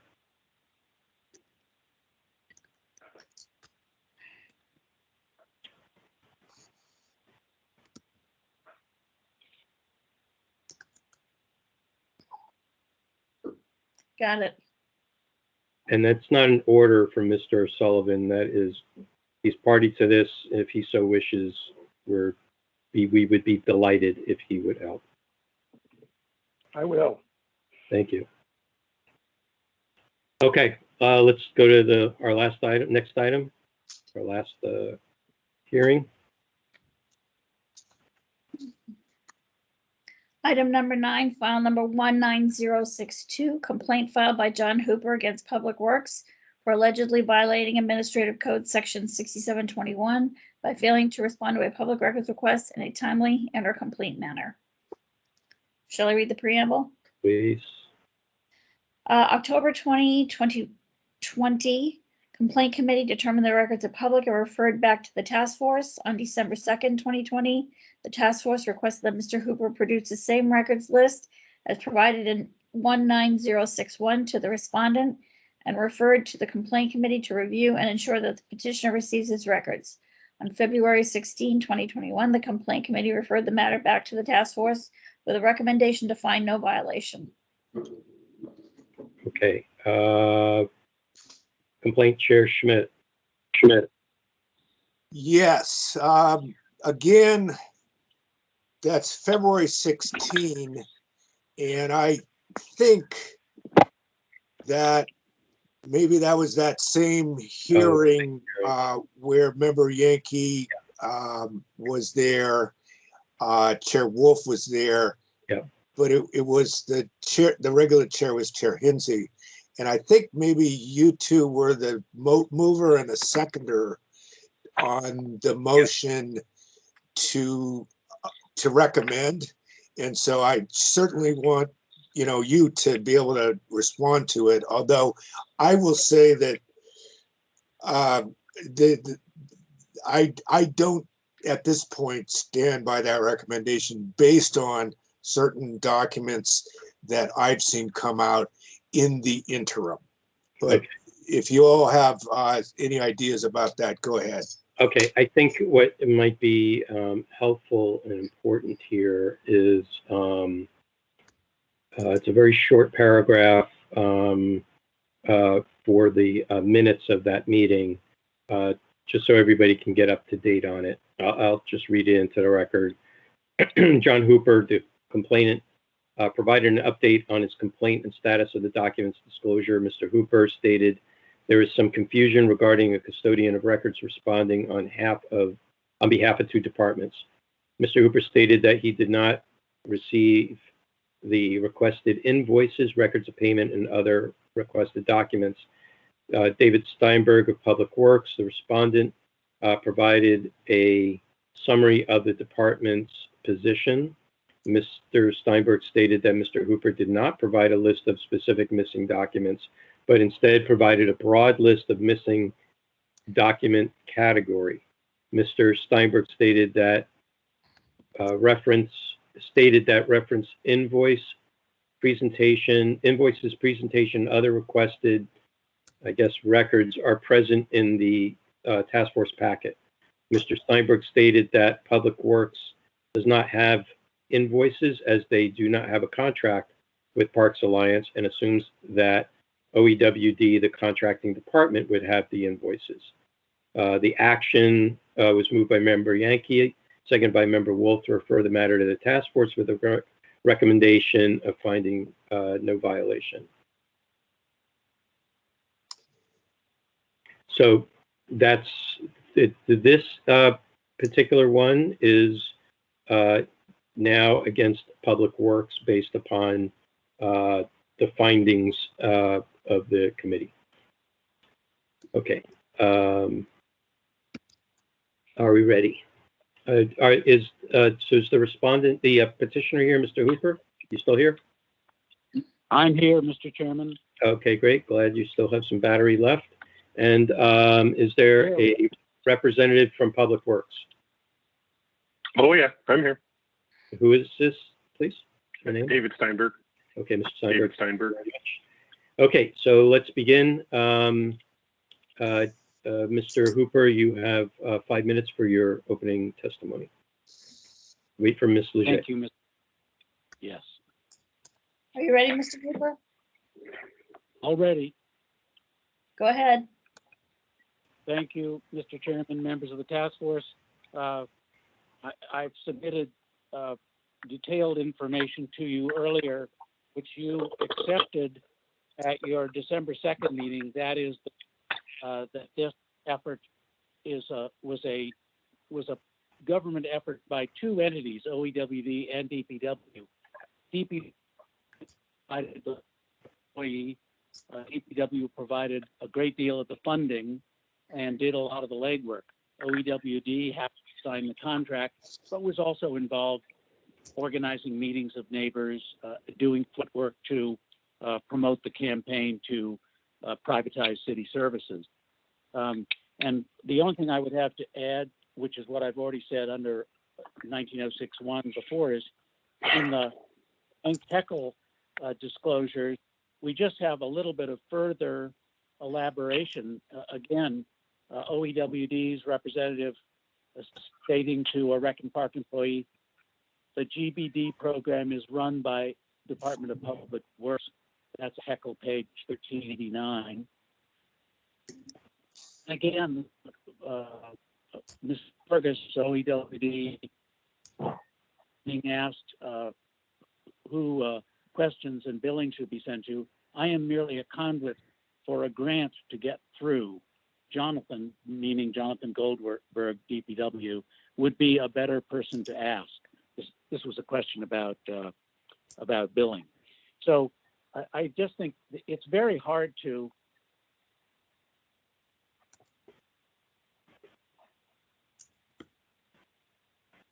the agencies who are very integrally involved in this. I'm done. If you're telling me I'm out of time, I'm done. No, we did think you may have dropped out there. That's why I was. I think we didn't hear your last sentence, sir. Oh, okay.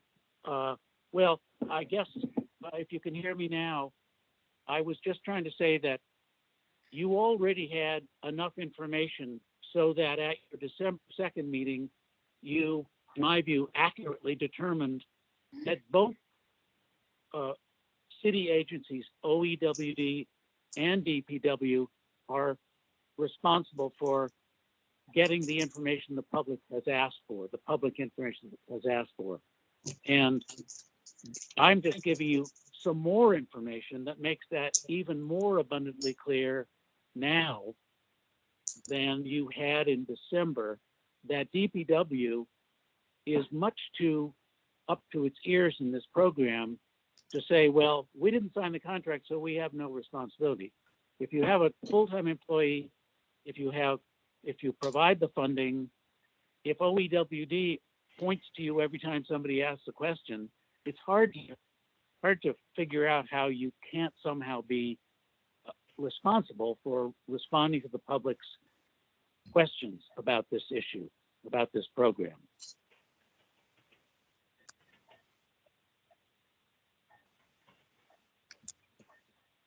Are you through, sir? Oh yes, excuse me, I'm done.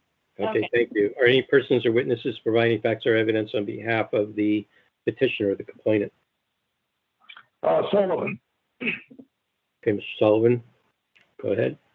You have 5 minutes. 5? Yes. Talking to Public Works' responsibility to get records from the contractor or another department. Public Works funded most of the contracts for GBDs, 84% of the last contract.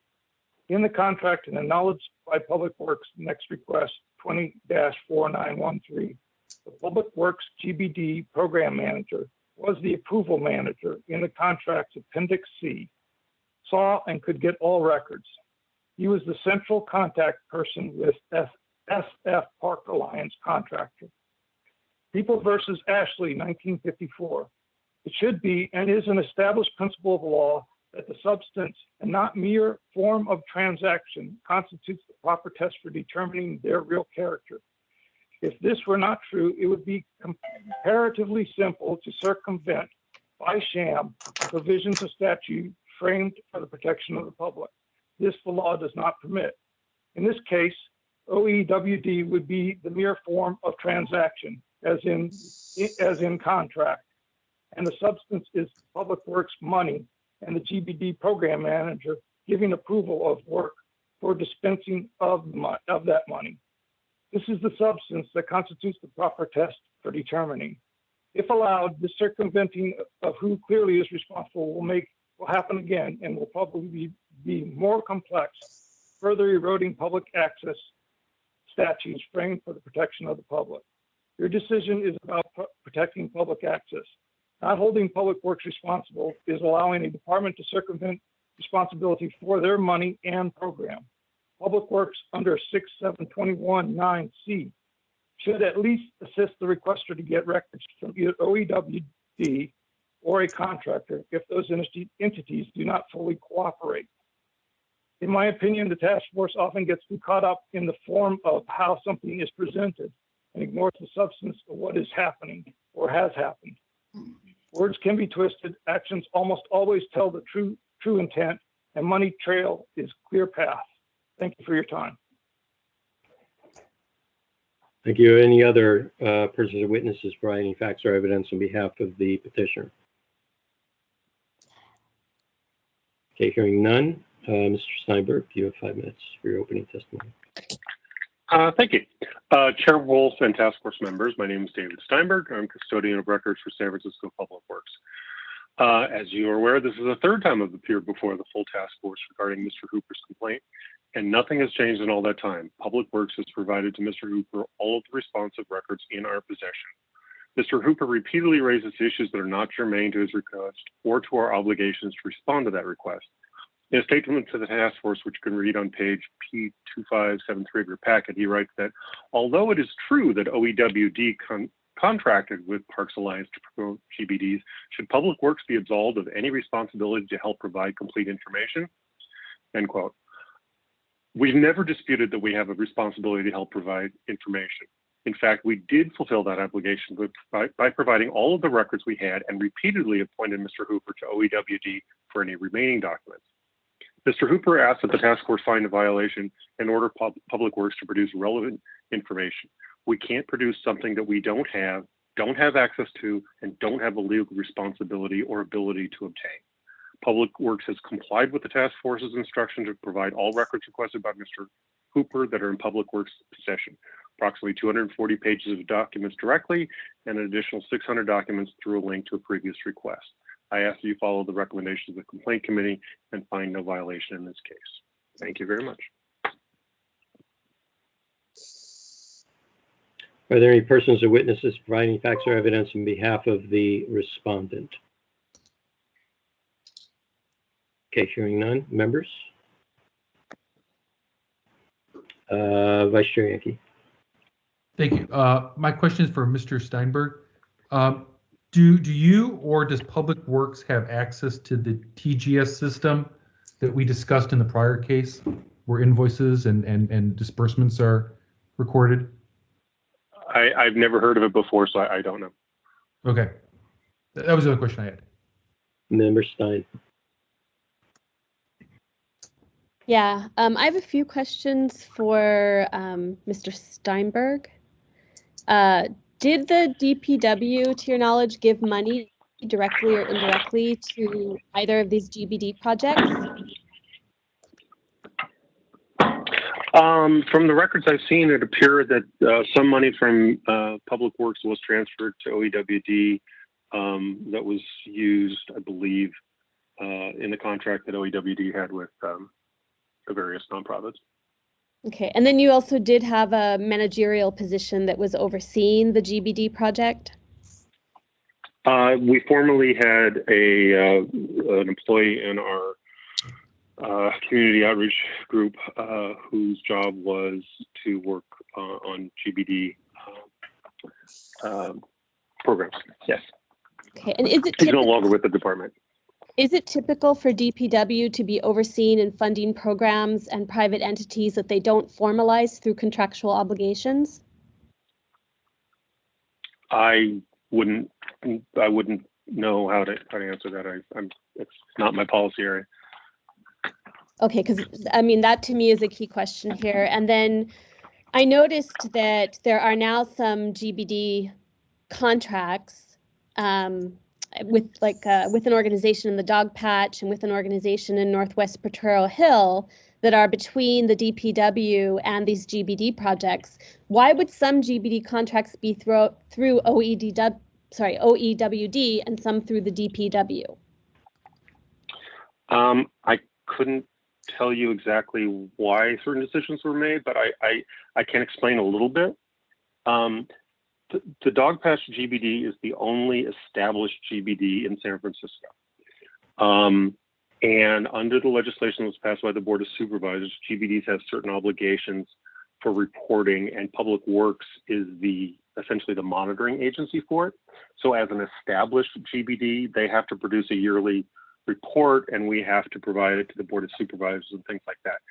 The groups that Mr. Hooper, Mr. Sullivan, Mr. Tomasevich were asking about were never, they never came to fruition. They were community individuals who were investigating the idea of starting a GBD. Parks Alliance, Build Public, and I'm blanking on the third one's name. Place Lab.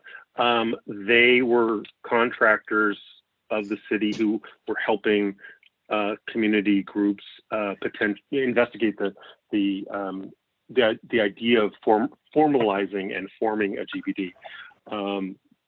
But the only one that actually made it to that far was the one in Dogpatch, and under the legislation, Public Works is responsible for monitoring those districts. I'm not sure if that exactly answered your question, but maybe. Yeah, I guess I'm trying to understand as a person who's not associated or doesn't know that much about DPW and OEWD, why the same kind of program, just because it's in a different neighborhood, would be administered by either one of those agencies, and why it doesn't fall under the heading of one or the other to oversee those programs.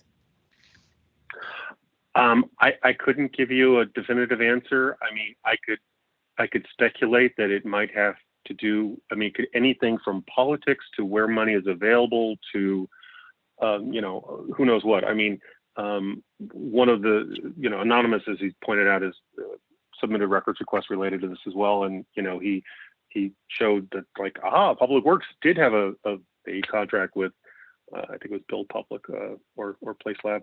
And that happened to be for the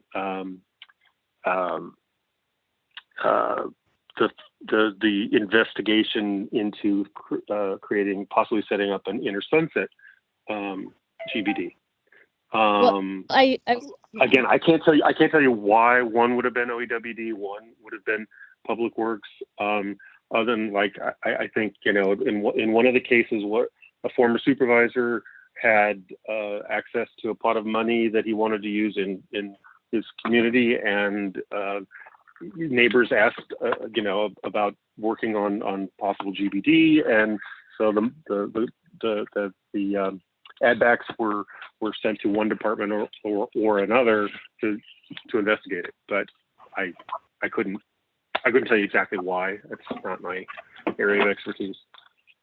Yeah, I'll just follow up and say that I did look at one of the contracts that was referenced, I think, by Anonymous in the documentation, and it was a full contract with a GBD, but it was for Dogpatch and Northwest Potrero Hill GBD. But anyway, yeah, because that one actually does exist. Yeah, right. So that's an actual established one. Yeah. Those were my questions. Okay. Member Schmidt. Yeah, also for Mr. Steinberg, I just wanted to confirm, I think we talked about this before, but nobody at DPW ever asked Parks Alliance to give documents in response to the Hooper requests. Is that accurate?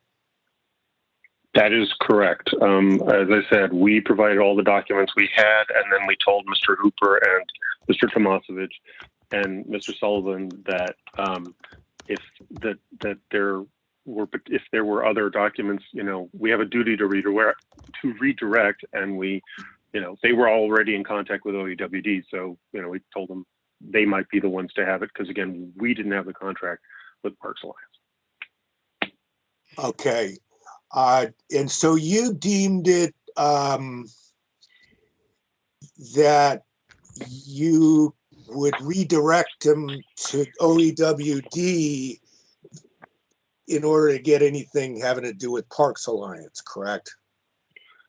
Yeah, I mean, honestly, again, we didn't have the contract with Parks Alliance, so I wouldn't even know who to go to at Parks Alliance to ask if they had the records. And from, going for 2.5 years through this journey, my understanding is that OEWD had made that request and had gotten, what they produced, what they had or what they could, and they had the contractual relationship with Parks Alliance. What is it specifically that OEWD requested and obtained from Parks Alliance in terms of documents in response to the Hooper request? The only things I know are is what I've heard by attending however many hearings, 6 or 7 hearings that I've attended, that Ms. Thompson has spoken about. Okay, so it's based on what she said that, okay, that happened. But it's your belief that despite the working relationship on the GBD at issue between DPW and Parks Alliance, DPW can still just tell Hooper, no, you got to ask OEWD if you want anything from Parks Alliance. Well, I mean, yeah, I mean, we gave him everything we had, and well, when Mr. Goldberg was still with the department, I asked him, and he produced lots and lots of documents for me, including lots of emails, and I had our IT folks do it. But again, our obligation to fulfill the request was to produce what we had, and if we didn't have it, to tell the requester where we believe he would be able to find it, which is what we did. Okay, that's all for now. Thank you.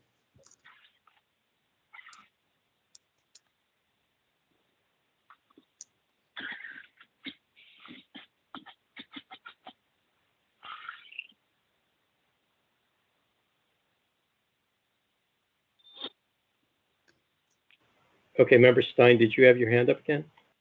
No. Okay, Member Neighbors, go ahead. Thanks. Just to clarify, Mr. Steinberg, just to make sure I'm understanding this, but so even though the responsibility and the documents were shared, when Mr. Goldberg was still with you, he was the Green Benefit District Program Manager, right? So in that sense, he was the only staff member for the program and managed the program out of your office, right? Is that right? I'm not sure if that's an exact characterization. So again, the only established, voted on, approved by the board, approved by the voters, GBD is Dogpatch, and it has its own nonprofit and its own executive director and its own staff. Public Works' role is to monitor and do certain oversight. It has certain oversight responsibilities that the Board of Supervisors put into the law, which includes, as I said, getting an annual report, producing that report to the Board of Supervisors and things like that. The other parts of Jonathan's job, he did community programs, so that was everything from monthly neighborhood cleanups in all the districts to helping work on different projects in the supervisorial districts and things like that. And he was also the GPD manager.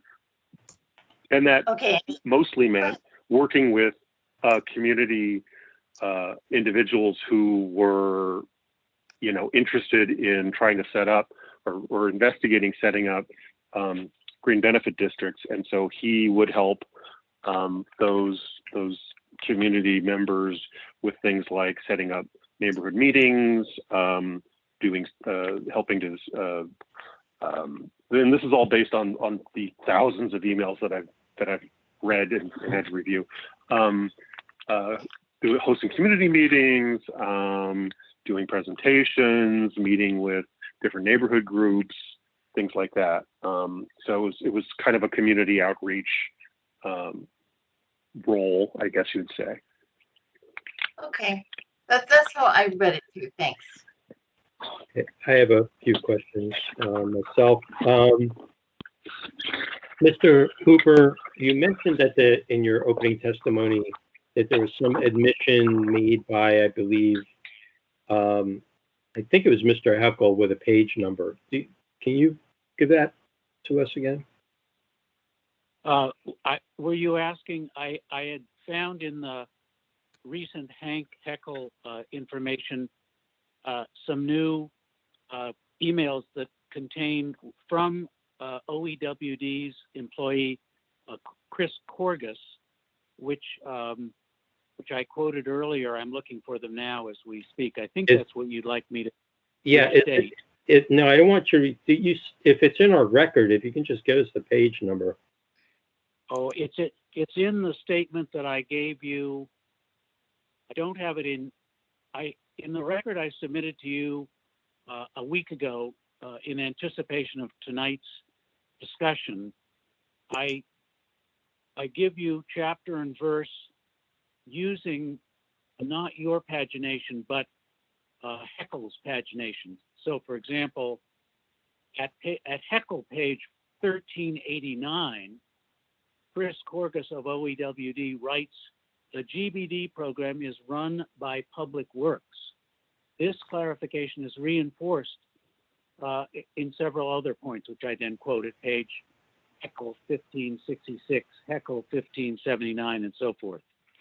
And those were the ones that I thought would further amplify the point that you found compelling enough back in December to require that DPW remain integrally involved in helping get to the bottom of this. I don't think that Mr. Steinberg's assertion that he gave everything in our possession really does the trick.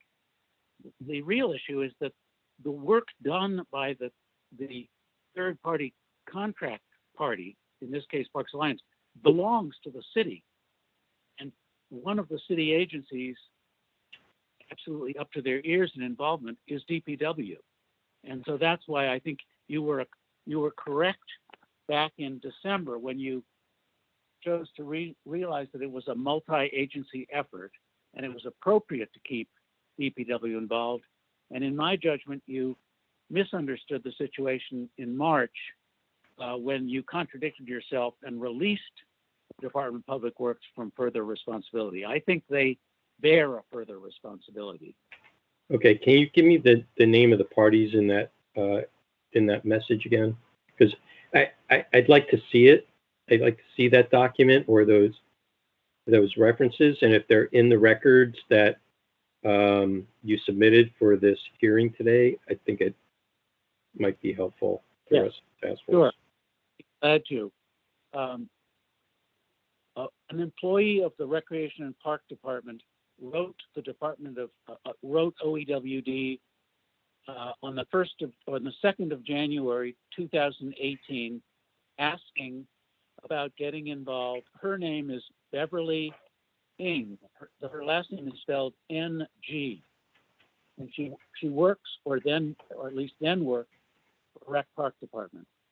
And she asked about getting involved in the Mission Dolores, the then beginning campaign by the city to convince neighbors to set up a GBD in the Dolores Park neighborhood. And because Dolores Park was potentially involved, Beverly Ng was interested in possibly having her department involved. When she asked Chris Corgus who to go to, his answer was, the GBD is run by the Department of Public Works. And that's at Heckle 1389. What's 1389? Is that a page number? Yeah, in the Heckle emails, they are numbered in a different way than your own in your own reading file. So in the Heckle emails, once you get there, it's probably pretty easy. But you would go to page 1389 of his 1,741 pages, and you would find that quote between OEWD and Rec Park right there. If I could jump in real quickly, it's 2544 on our. Yeah. 2544. Okay. Yes. Yeah, I'm sorry, I didn't have access to a computer to get your pagination. And then again, Mr. Hold on a second. Is that in item 9, part 6? Part page 5. are you guys? Part 5. Part 5. I'm sorry, and the page number again is? 2544.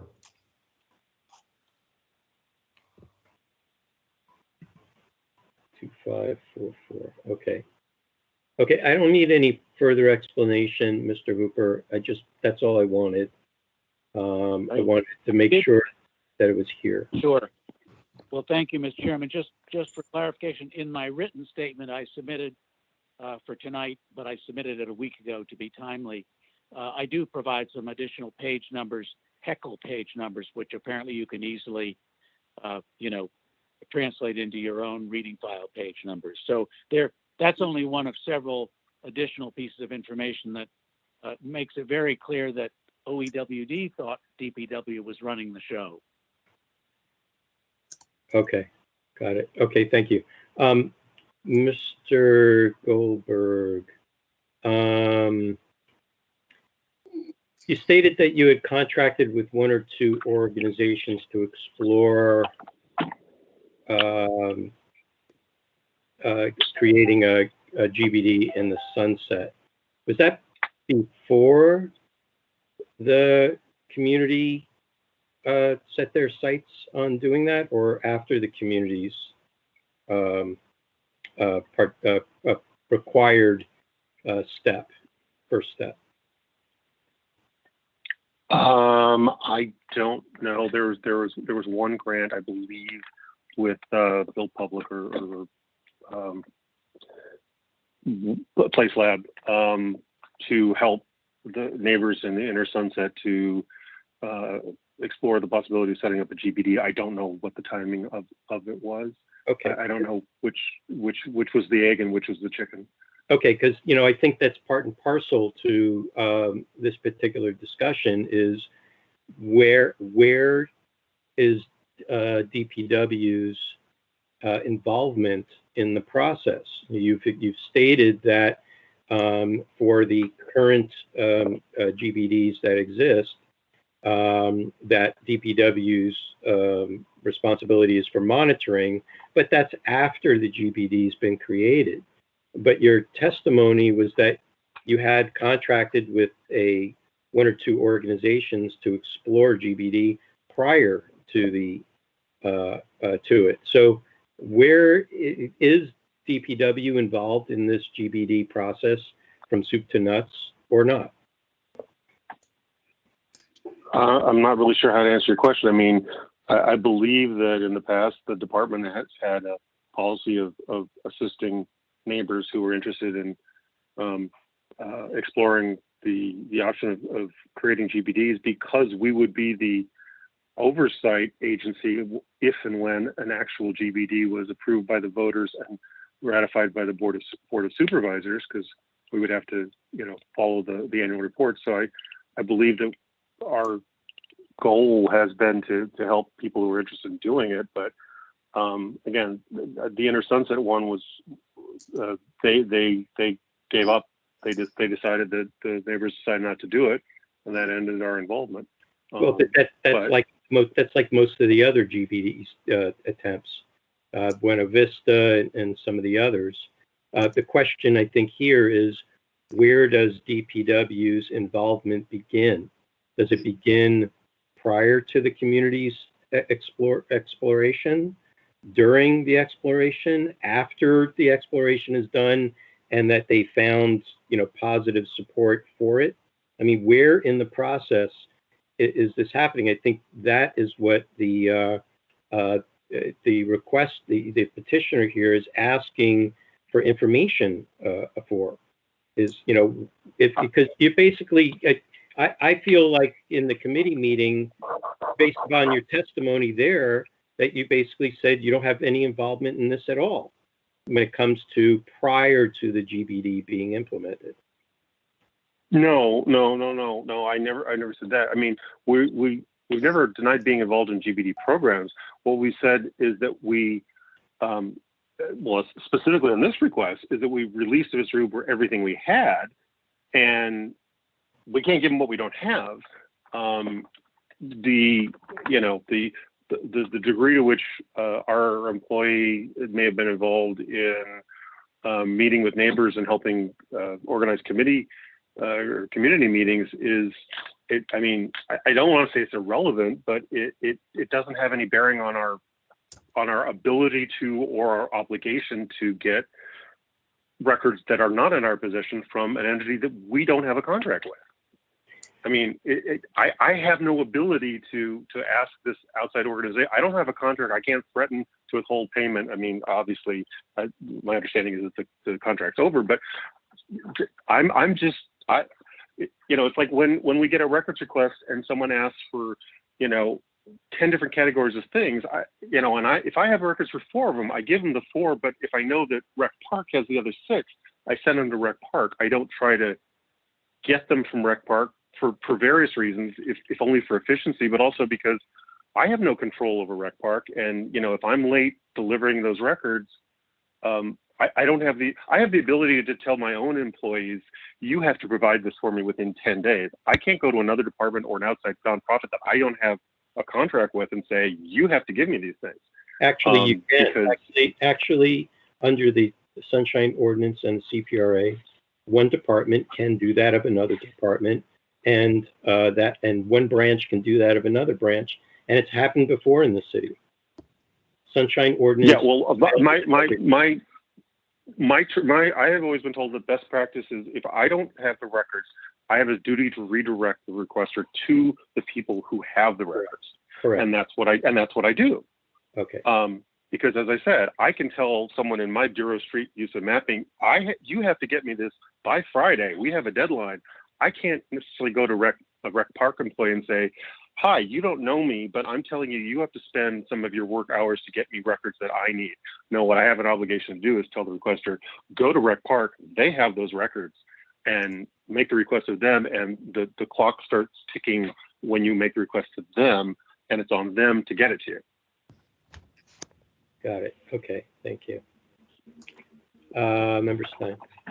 Yeah, so I'm not sure exactly how to word this, but the part that seems really unusual or problematic to me is that DPW is at least in part overseeing these programs. It's at least in part funding these programs and has this connection to these private entities that aren't in any way seemingly formalized by any kind of obligation or contractual obligation. And I'm wondering, and I don't know what the other members of the committee think, but like Sunshine Ordinance 67.32 says that the city shall not give money and services to any private entity unless the private entity agrees in writing to provide the city with financial projections. Now, the city did contract with them, but the person who signed the contract was the OEWD, and yet it seems like it would have been proper if DPW was also a signatory to that contract, because it was also providing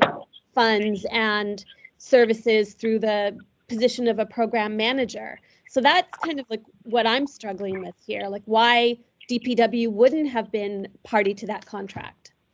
Okay, so we one thing I just want to clarify, we cannot talk in generalities because this particular complaint was focused on the Mission Dolores GBD. And in the committee, Mr. Steinberg had stated that he had no records responsive to this particular GBD. So. Okay.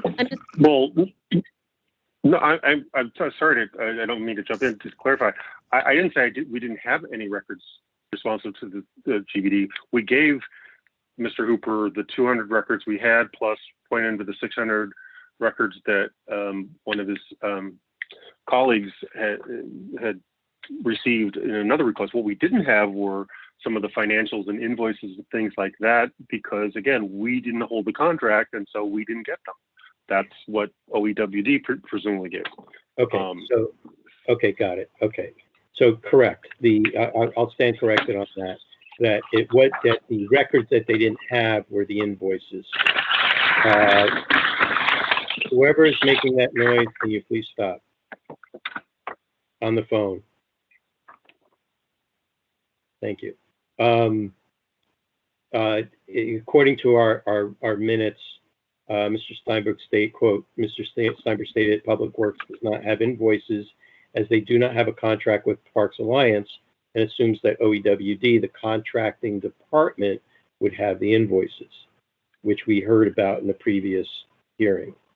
Okay, so So Mr. Hooper, let me ask you now, that was part and parcel to your request from DPW, was it not? Yes, I saw the obligation on the part of the city is coming from both agencies. Hold on, I'm going to say something. Okay, go ahead, Mr. Hooper. I have always viewed, because of my own experience in my own neighborhood, the Haight-Ashbury, I have always viewed DPW as really being more involved. I mean, Jonathan Goldberg, incidentally, DPW still has a Green Benefit District Manager position, and I believe it's filled. So this is not all ancient history. It's still of some great concern. But in any case, DPW started sending out its GBD program manager about a year before anybody at the local neighborhood organizations, Hank or Coal Valley or Buena Vista, none of the established neighborhood organizations knew about it. And yet we later learned, which was one reason the whole thing fell apart, that Jonathan Goldberg of DPW was helping organize a kind of whole new group of neighbors, most of whom unaffiliated with existing neighborhood groups, and in fact, one might say in competition with them. So again, it's not giving you an accurate impression to say that, oh, we just sat around and maybe someone would give us a phone call and ask for some help. This was on a very aggressive, in the Inner Sunset, in the Haight, and in Mission Dolores. It was the aggressiveness on the part of the city. This was not bottom up, percolating from interested neighbors who wanted to have cleaner streets. This was the city going in and campaigning actively. Incidentally, I believe in violation of the city charter. But that's why people are so angry about this and want to understand it and have it stopped. Okay, so Mr. Hooper, I understand that, and that is not necessarily in our jurisdiction per se. If we're able to provide some transparency that others might find that conclusion, that's not really what our purpose is for. I'm trying to focus on, though, Buena Vista is not Mission Dolores, and you're trying to make a comparison that, what happens in one potential GBD could possibly happen in another GBD, and you're doing your own investigation by asking for records. I get that. So the question here is for this particular GBD, we're hearing from the respondent that they don't have any responsive records with regards to invoices or financial records with regards to Mission Dolores. So the question I then have to you is, do you have any evidence that you provided as part of your complaint that that would say otherwise, that then we can ask DPW about? Well, I think a couple of things. One is, I think the legal citation, City of San Jose versus Superior Court of Santa Clara County and so forth, make it clear that the city agencies own all that information. So the other thing I would say is in addition to grant money that DPW provided for these city-funded programs, they were paying a full-time guy. So I don't know how much money went to the city employee whose formal title is Green Benefit District Program Manager. That's certainly a piece of information that, even if Mr. Steinberg's contention that they don't know nothing about nothing concerning invoicing, they certainly know how much they paid. Well, let me ask Mr. Steinberg, let me ask you this. I mean, Mr. Goldberg, let me ask you this. You had a fellow that was, I'm sorry, I'm getting your names mixed up. Mr. Goldberg was the one who was the employee. Is that right? Green Benefit District Manager. Yeah, Goldberg. Okay. So, Mr. Steinberg, Mr. Goldberg was in DPW's employee. Is that correct? Hello? He appears to have dropped off. I don't believe he's dropped off. You accidentally muted him. Did I? Yes. Hold on.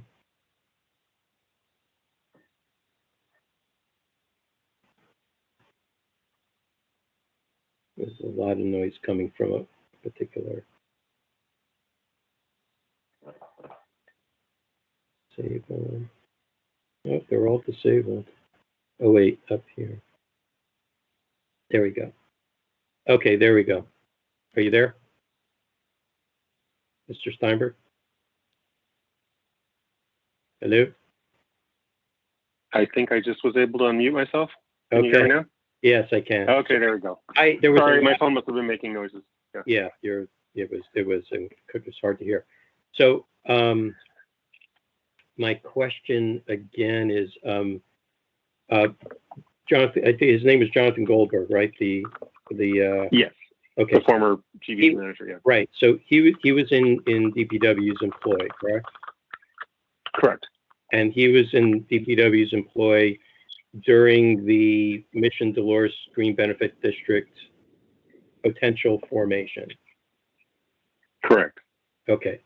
So the question Mr. Hooper is asking for now, you had stated to our committee you had no invoices with regards to Parks Alliance, but also part of his lengthy request was to find out if DPW was involved in the process prior to when the community had its responsibility. And was there any activation of Mr. Goldberg by DPW to involve himself in the creation of a Mission Dolores Green Benefit District and a formation? That was never part of his request. Okay. I mean, he's insinuated a number of times, but and as I said, all I can say is, we gave him everything we had. Okay. Mr. Goldberg provided a lot of those documents, most of them to me. Other ones I had IT do searches, and I went through email to get additional documents. And that's all. I honestly don't know what Mr. Hooper wants us to do. We gave him everything we have.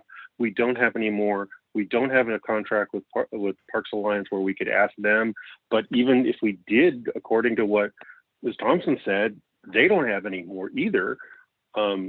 We've sort of gone around in circles for the last 2 years on this, where I keep saying I've given him everything. I don't know what else I can give him. I don't know what he's asking for. He can make all sorts of insinuations that we're the dark power behind the GBD cabal, but tell me a document that he thinks I have that I haven't given him. I'll give it to him. Yeah. Okay. Thank you. All right, Member Stein, do you have something else? No. Okay. Okay. Anything else for the parties here on Discovery? I think we've spent quite a bit of time on this. Okay. Let's move to rebuttals. Mr. Steinberg, you have 3 minutes for rebuttal. I'll hand it off to Ms. Leger.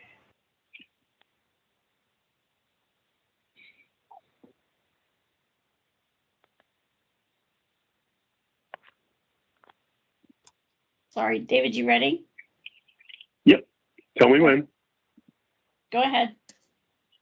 Okay. I really don't have much more to say than what I've been saying for 2 years, which is, again, we've complied with the task force instructions to provide all the records requested by Mr. Hooper that are in our possession.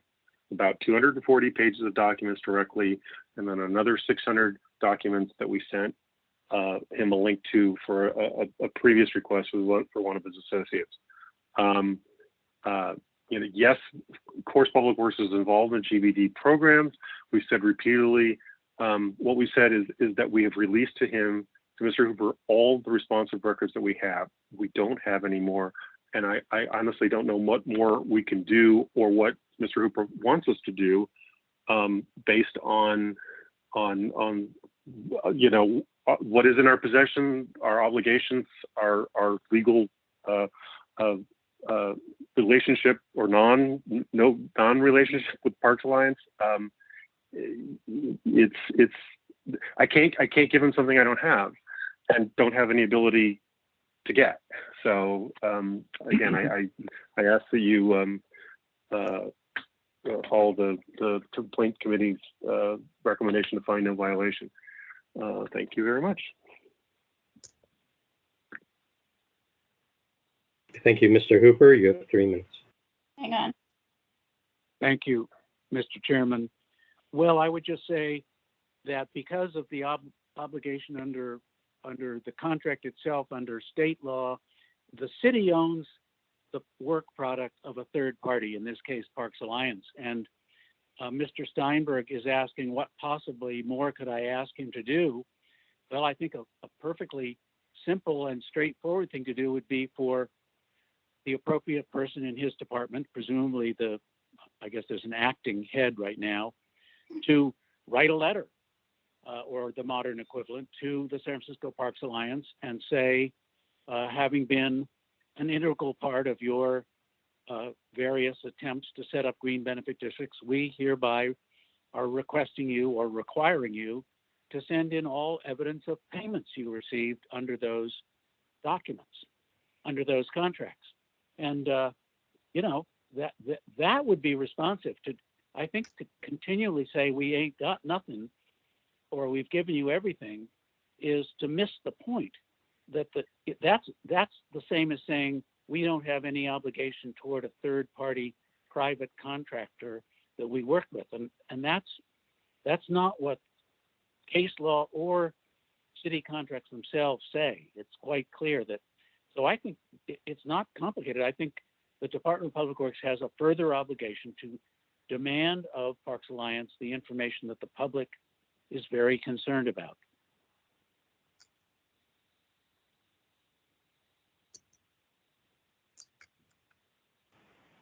Are you finished? I'm finished. Thank you. Okay, thank you. Okay, members, the matter's with us for determination.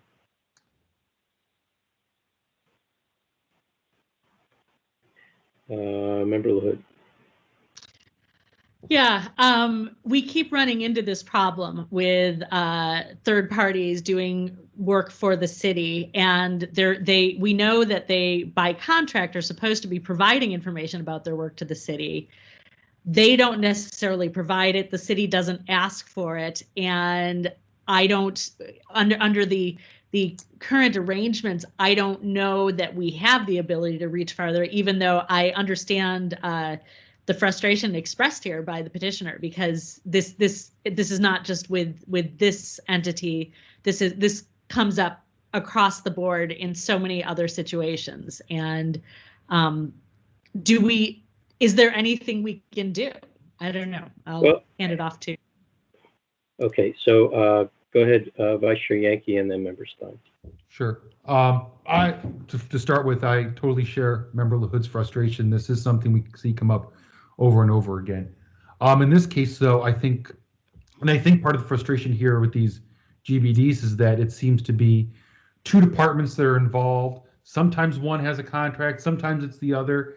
And so I think Chair Wolf brought it up earlier, though, and I think is what's kind of focusing me on this case is that even though one agency or department in the city may have had a contract in other instances, we have to focus on this particular one. And I think it's been established in this particular one that it's OEWD that has the contract with Parks Alliance. And so it's the question on this one is what more can DPW do, specifically because they don't even have a contract with Parks Alliance. OEWD does, and that was a lot of what I think the problem was in the prior case we heard. But I think DPW's hands are pretty much tied for getting anything more than what they already have.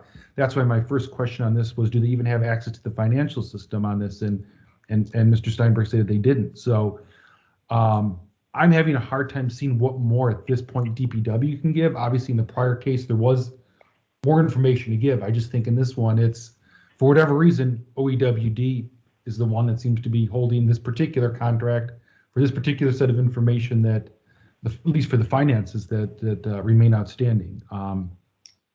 But I totally share the frustration. It seems that a member of the public trying to find this information, it's like a never-ending maze. And we've all been on this, and there's how many people on this task force, and here we are 2 years later, and we're still kind of confused about it all. But I'll leave it there. Member Stein? Yeah, I'll just say I pretty much agree with both of the members that spoke ahead of me.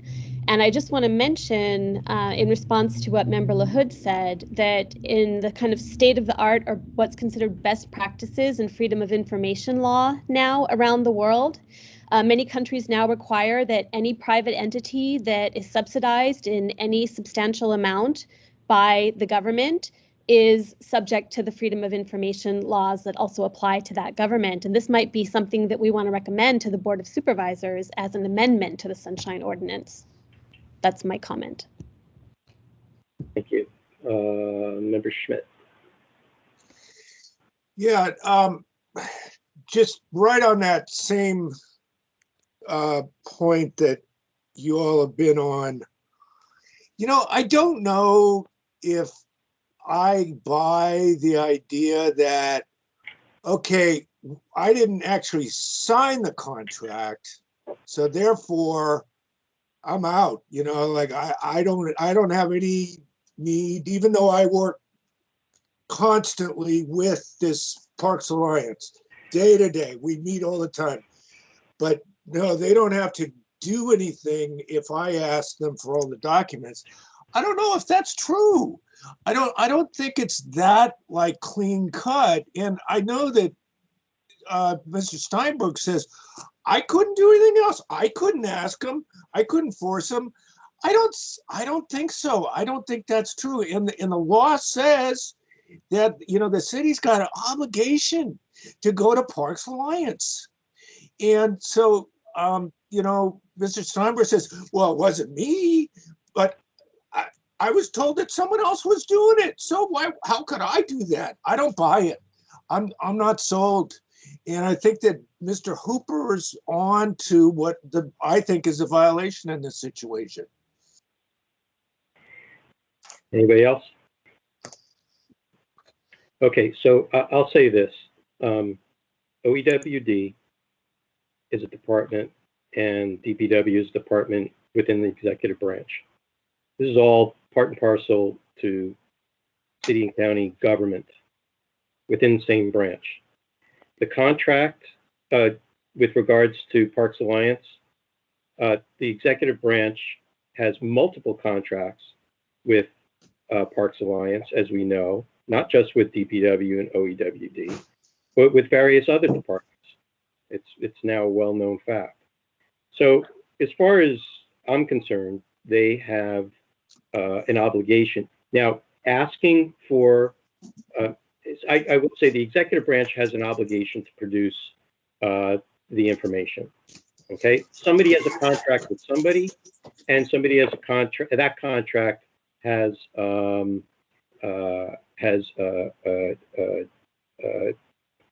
purpose for producing some sort of outcome or some sort of labor or some work. Okay, there is an office of contractual of contracts through the city administrator's office. The controller is the one who cuts the checks. They obviously have a contract. Everybody has their hands on this contract at one point or another. It doesn't really, it's the purpose of a requester asking one department or another for records is for corroboration lots of times. And sometimes one department actually doesn't have the information, and they then try to help the requester find it through another department that may have it. That is a requirement of the Sunshine Ordinance. Absolute requirement. Okay, so that's the first question that we have to answer. Okay, the second question is for this particular request, it does it or does not rise to a violation. It doesn't mean that that there may not be a problem or there may not be some concern about it, or it may be something that we want to take up and investigate ourselves based upon, is this a shell game where at any one point somebody says, okay, for this community, this green benefits district, OEWD, you do this one, and then this other green benefits district, DPW, you do this one. Okay, I don't have necessarily any evidence of that, but if records are being requested by members of the public and the public finds out about something like that, then then that's on the public to do. Our job here is to determine, are there records? Are they being withheld? If they are they being withheld properly or not? And it will asking any of our questions or bringing out some sunlight in our hearings here will start to reveal certain things. Okay, our job is not necessarily to root out any problems. If we notice that there are problems based upon our findings, yeah, we should report them, absolutely. So I just want to say that if this particular request on DPW does not, rise because there's the records that were specifically being requested don't exist for this particular department, for this particular activity, then okay, another request could be asked by a member of the public for a different department that might have involvement, and they might get satisfactory results. Member Schmidt, do you still have your hand up, or do you want to say something else? Yeah, one thing I forgot to include is that I am very I really am suspicious as to really whether all these whatever the documents that Parks Alliance would have, and none of us knows, none of us knows, but that's not as important as knowing that they might have things, and so the approach has to happen. There has to be somebody who, from the city, who goes to Parks Alliance and says, you got to give us things. And I would think there'd be a paper trail for that contact too in this situation. Now, I'm really suspicious as to whether anyone, even at that other agency, OEWD, really did that. And I think that tonight was the first time I ever heard anyone say that they did it or they even thought they had to do it. So that's why I'm not sure if I would rely on that for thinking that, anyone at the city helped Mr. Hooper out with Parks Alliance. Okay, I'll get to you in a second, Vice Chair Yankee. Just in response to that, Member Schmidt, I would say the request is not being made of Park Alliance. The request is being made of DPW. If DPW, and we've had these cases before where people have brought requests similar to this from the department says, I don't have those records. Okay, so the next request that's made when the petitioner gets that response from us and we find no violation because they don't have any records, then requester then goes out and makes a request of the contractor itself. Now the question here is this a nonprofit organization that is covered under 12L, or is this a contractor with the city? There's a big difference, okay? A nonprofit that receives, let's say, a grant for managing, let's say, a building, would and they operate it unto themselves. We've had this case come up for the Bayview Opera House. Then that's a 12L issue. But if a contractor, for-profit, nonprofit, doesn't matter, if they are providing a specific function and service for the city that the city would normally have staff for and they're actually doing that, like filling potholes and things like that, then they are a contractor. It's not a 12L issue. Go ahead, Member Schmidt. I half agree. I think that the member of the public can go to the nonprofit and ask them for documents, and that's one procedure. But they don't have to do it just that way. They can do it this way. I Go get to that. the city, and the city goes to anyone who has whose records they have what's called constructive possession of. And so the citizen goes to the city and says, here, you go get those for me, because I'm entitled to that under CPRA and under Sunshine. You do it and you take care of it for me. I get you. I understand what you're saying. I do. Okay. And you're saying that the department should go the extra mile to get the records from their contractor for the work that they've been contracted to do, right? You could call it the extra mile, or I'd say it's still within the first mile. Well, you know, we've had problems. I mean, this goes to a lot of different things. I mean, there are, for another example, right here in the Haight where I live, there were problems with construction in the street. Okay, and when information was requested from DPW about the contractor, there was no responsive records until the contractor was contacted directly. Mm-hmm. Okay, so yes, I get you. You know, the question is for perfect sunshine and transparency, every piece of information from every fingernail, grain of fingernail, should be in the possession of the contracting agency. I get that. Doesn't always happen. Vice Chair Yankee. Yeah, I was mainly going to echo what you said earlier. To me, in this case, this case is frustrating and it's difficult because it involves, there's a third party, Parks Alliance, if not more, third parties. There's multiple city agencies involved, but I think we need to focus in on this particular case, and it's with DPW. In my opinion, in this case, there's looking at 6721. Did they give records over? Yes, we know that DPW gave hundreds of records over that they did have in their possession. Obviously, it wasn't everything that Mr. Hooper was looking for.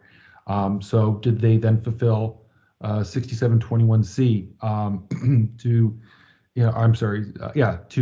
assist the requester in identifying the other department that may have them?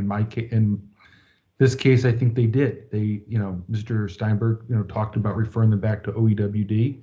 OEWD testified here that they did reach out to Parks Alliance. I think it was telling that when Mr. Heckel responded with the missing records that for 2 years, they wouldn't turn over, he did so on behalf of OEWD. He did not do so on behalf of DPW. He specifically wrote that I'm responding on behalf of OEWD. So I'm not sure what else DPW can do in this particular case. It sounds like they've turned everything over and made the referrals to the other places where records may exist. In fact, they did exist there. We just heard that in the prior case. So I kind of the same place I was at the committee level. I don't see a violation here. Well, I would say also that the executive branch is the primary responsibility is the mayor, and nothing happens without whoever the mayor is in any year. They have full control over decisions that are being made in the executive branch, unless they give away that authority to somebody. And so while we're trying to meander between one department and the other, or I should say the requester is trying to meander, and we're trying to help fulfill the retrieval of certain public records. If they aren't available in one file cabinet, then, you know, somebody's got to keep looking. And we, you know, I think we've been round and round with this enough. I don't see anything that necessarily points to, for this particular issue around the Mission Dolores GBE, that DPW has any involvement with it. That instead it was through OEWD, through their contract with the Parks Alliance. I'm not saying that there isn't any involvement, because DPW has admitted that they are positively involved in Green Benefits District, but that's, you know, in one case for one Green Benefits District, but not this one. And they're involved in it once the Green Benefits District gets formed after the community effort. So leave it at that, and we'll enjoy a motion, because it's 10 o'clock. Yeah, all right, this is Vice Chair Yankee. I'll go ahead then, at least to move this along, and make a motion to find no violation against Public Works for 6721. Is there a second? Member Highland, I'll second that.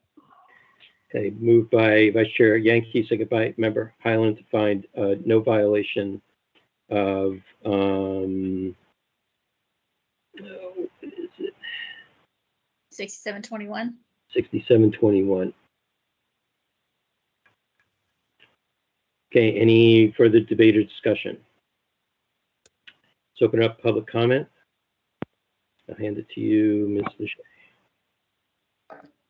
Do we have public commenters? Yes, please.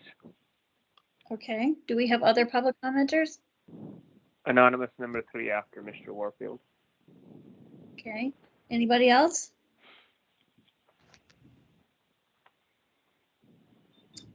Okay, Mr. Warfield,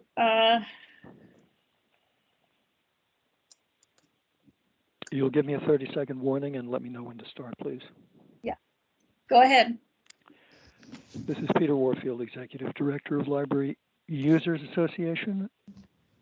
We can be reached at libraryusers2004@yahoo.com and at P.O. Box 170544, San Francisco, California, 94117-0544. Thank you for a very interesting discussion. First of all, again, I want to say that your agenda packet does not have, your agenda online does not have any link to the documentation for this.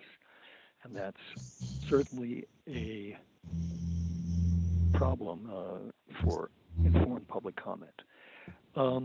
This was a very interesting discussion. So let me just point out key elements here. 67.21C says a custodian of a public record shall assist a requester in identifying the existence, form, and nature of any records or information maintained by, available to, or in the custody of the custodian, and so on and so on. Available to, that seems to me to include a department or an agency of the city being able to say to somebody they're working with, you have blah, blah, blah records, we would like to see a copy. I also appreciated a member, I believe it was LaHood, who talked about elsewhere what the practices are. And section 67.29-6 is a very interesting one that I think has very little, to my knowledge, been used. But it refers to sources of outside funding and basically has such kind of a provision with respect to folks giving money to an agency or official. And what it basically says is no official or employee or agent of the city shall accept, allow to be collected, or direct or influence the spending of any money or any goods and or services worth more than $100 in aggregate for the purpose of carrying out or assisting any city function, unless the amount and source of all such funds is disclosed, and so on and so on. And it says when such funds are provided or managed by an entity and not an individual, that entity must agree in writing to abide by this ordinance. The disclosure shall include the names of all individuals or organizations contributing such money and a statement as to any financial interest the contributor has in involving the city. So I think you may very well have something that should make you vote no on this, and that is that records are available to the respondent. Thank you very much. Anonymous, you ready? I am. Okay. Go ahead, please. Thank you very much. This is Anonymous number 3. There's one misunderstanding and another misconception, and for those reasons, you need to vote no on this. First of all, the 9 original requests made by Mr. Hooper to DPW include Mission Dolores and Greater Buena Vista, not just one of them. And then the other part is the discussion that's very accurate that Member Schmidt has made about the obligations under Community Youth Athletic Center versus City of National City, where the city is obligated to properly instruct its contractors. And if it doesn't do so, its unwillingness or unableness to do so is equivalent to withholding that information from the public. And so that proper instruction hasn't occurred here. The question of whether DPW in this request, in this contract, is involved can be answered by those supplemental records actually that OEWD gave me and Mr. Sullivan and Mr. Hooper. In that, there's a January 16, 2019 email from Parks Alliance to OEWD. They have deliverables for Greater Buena Vista, Dolores Park, and Inner Sunset. That thread goes on to say that gets, I'm going to read it to you. I have reviewed these and spoken with Jonathan. Jonathan is Jonathan Goldberg. Quote, they meet public works needs for the GBD program. Please submit this approval email with your submission to TGS. That is OEWD telling Parks Alliance that they reviewed the records with with Jonathan Goldberg, the public works employees, and quote, they meet public works needs for the GBD program. In this contract, in this request, DP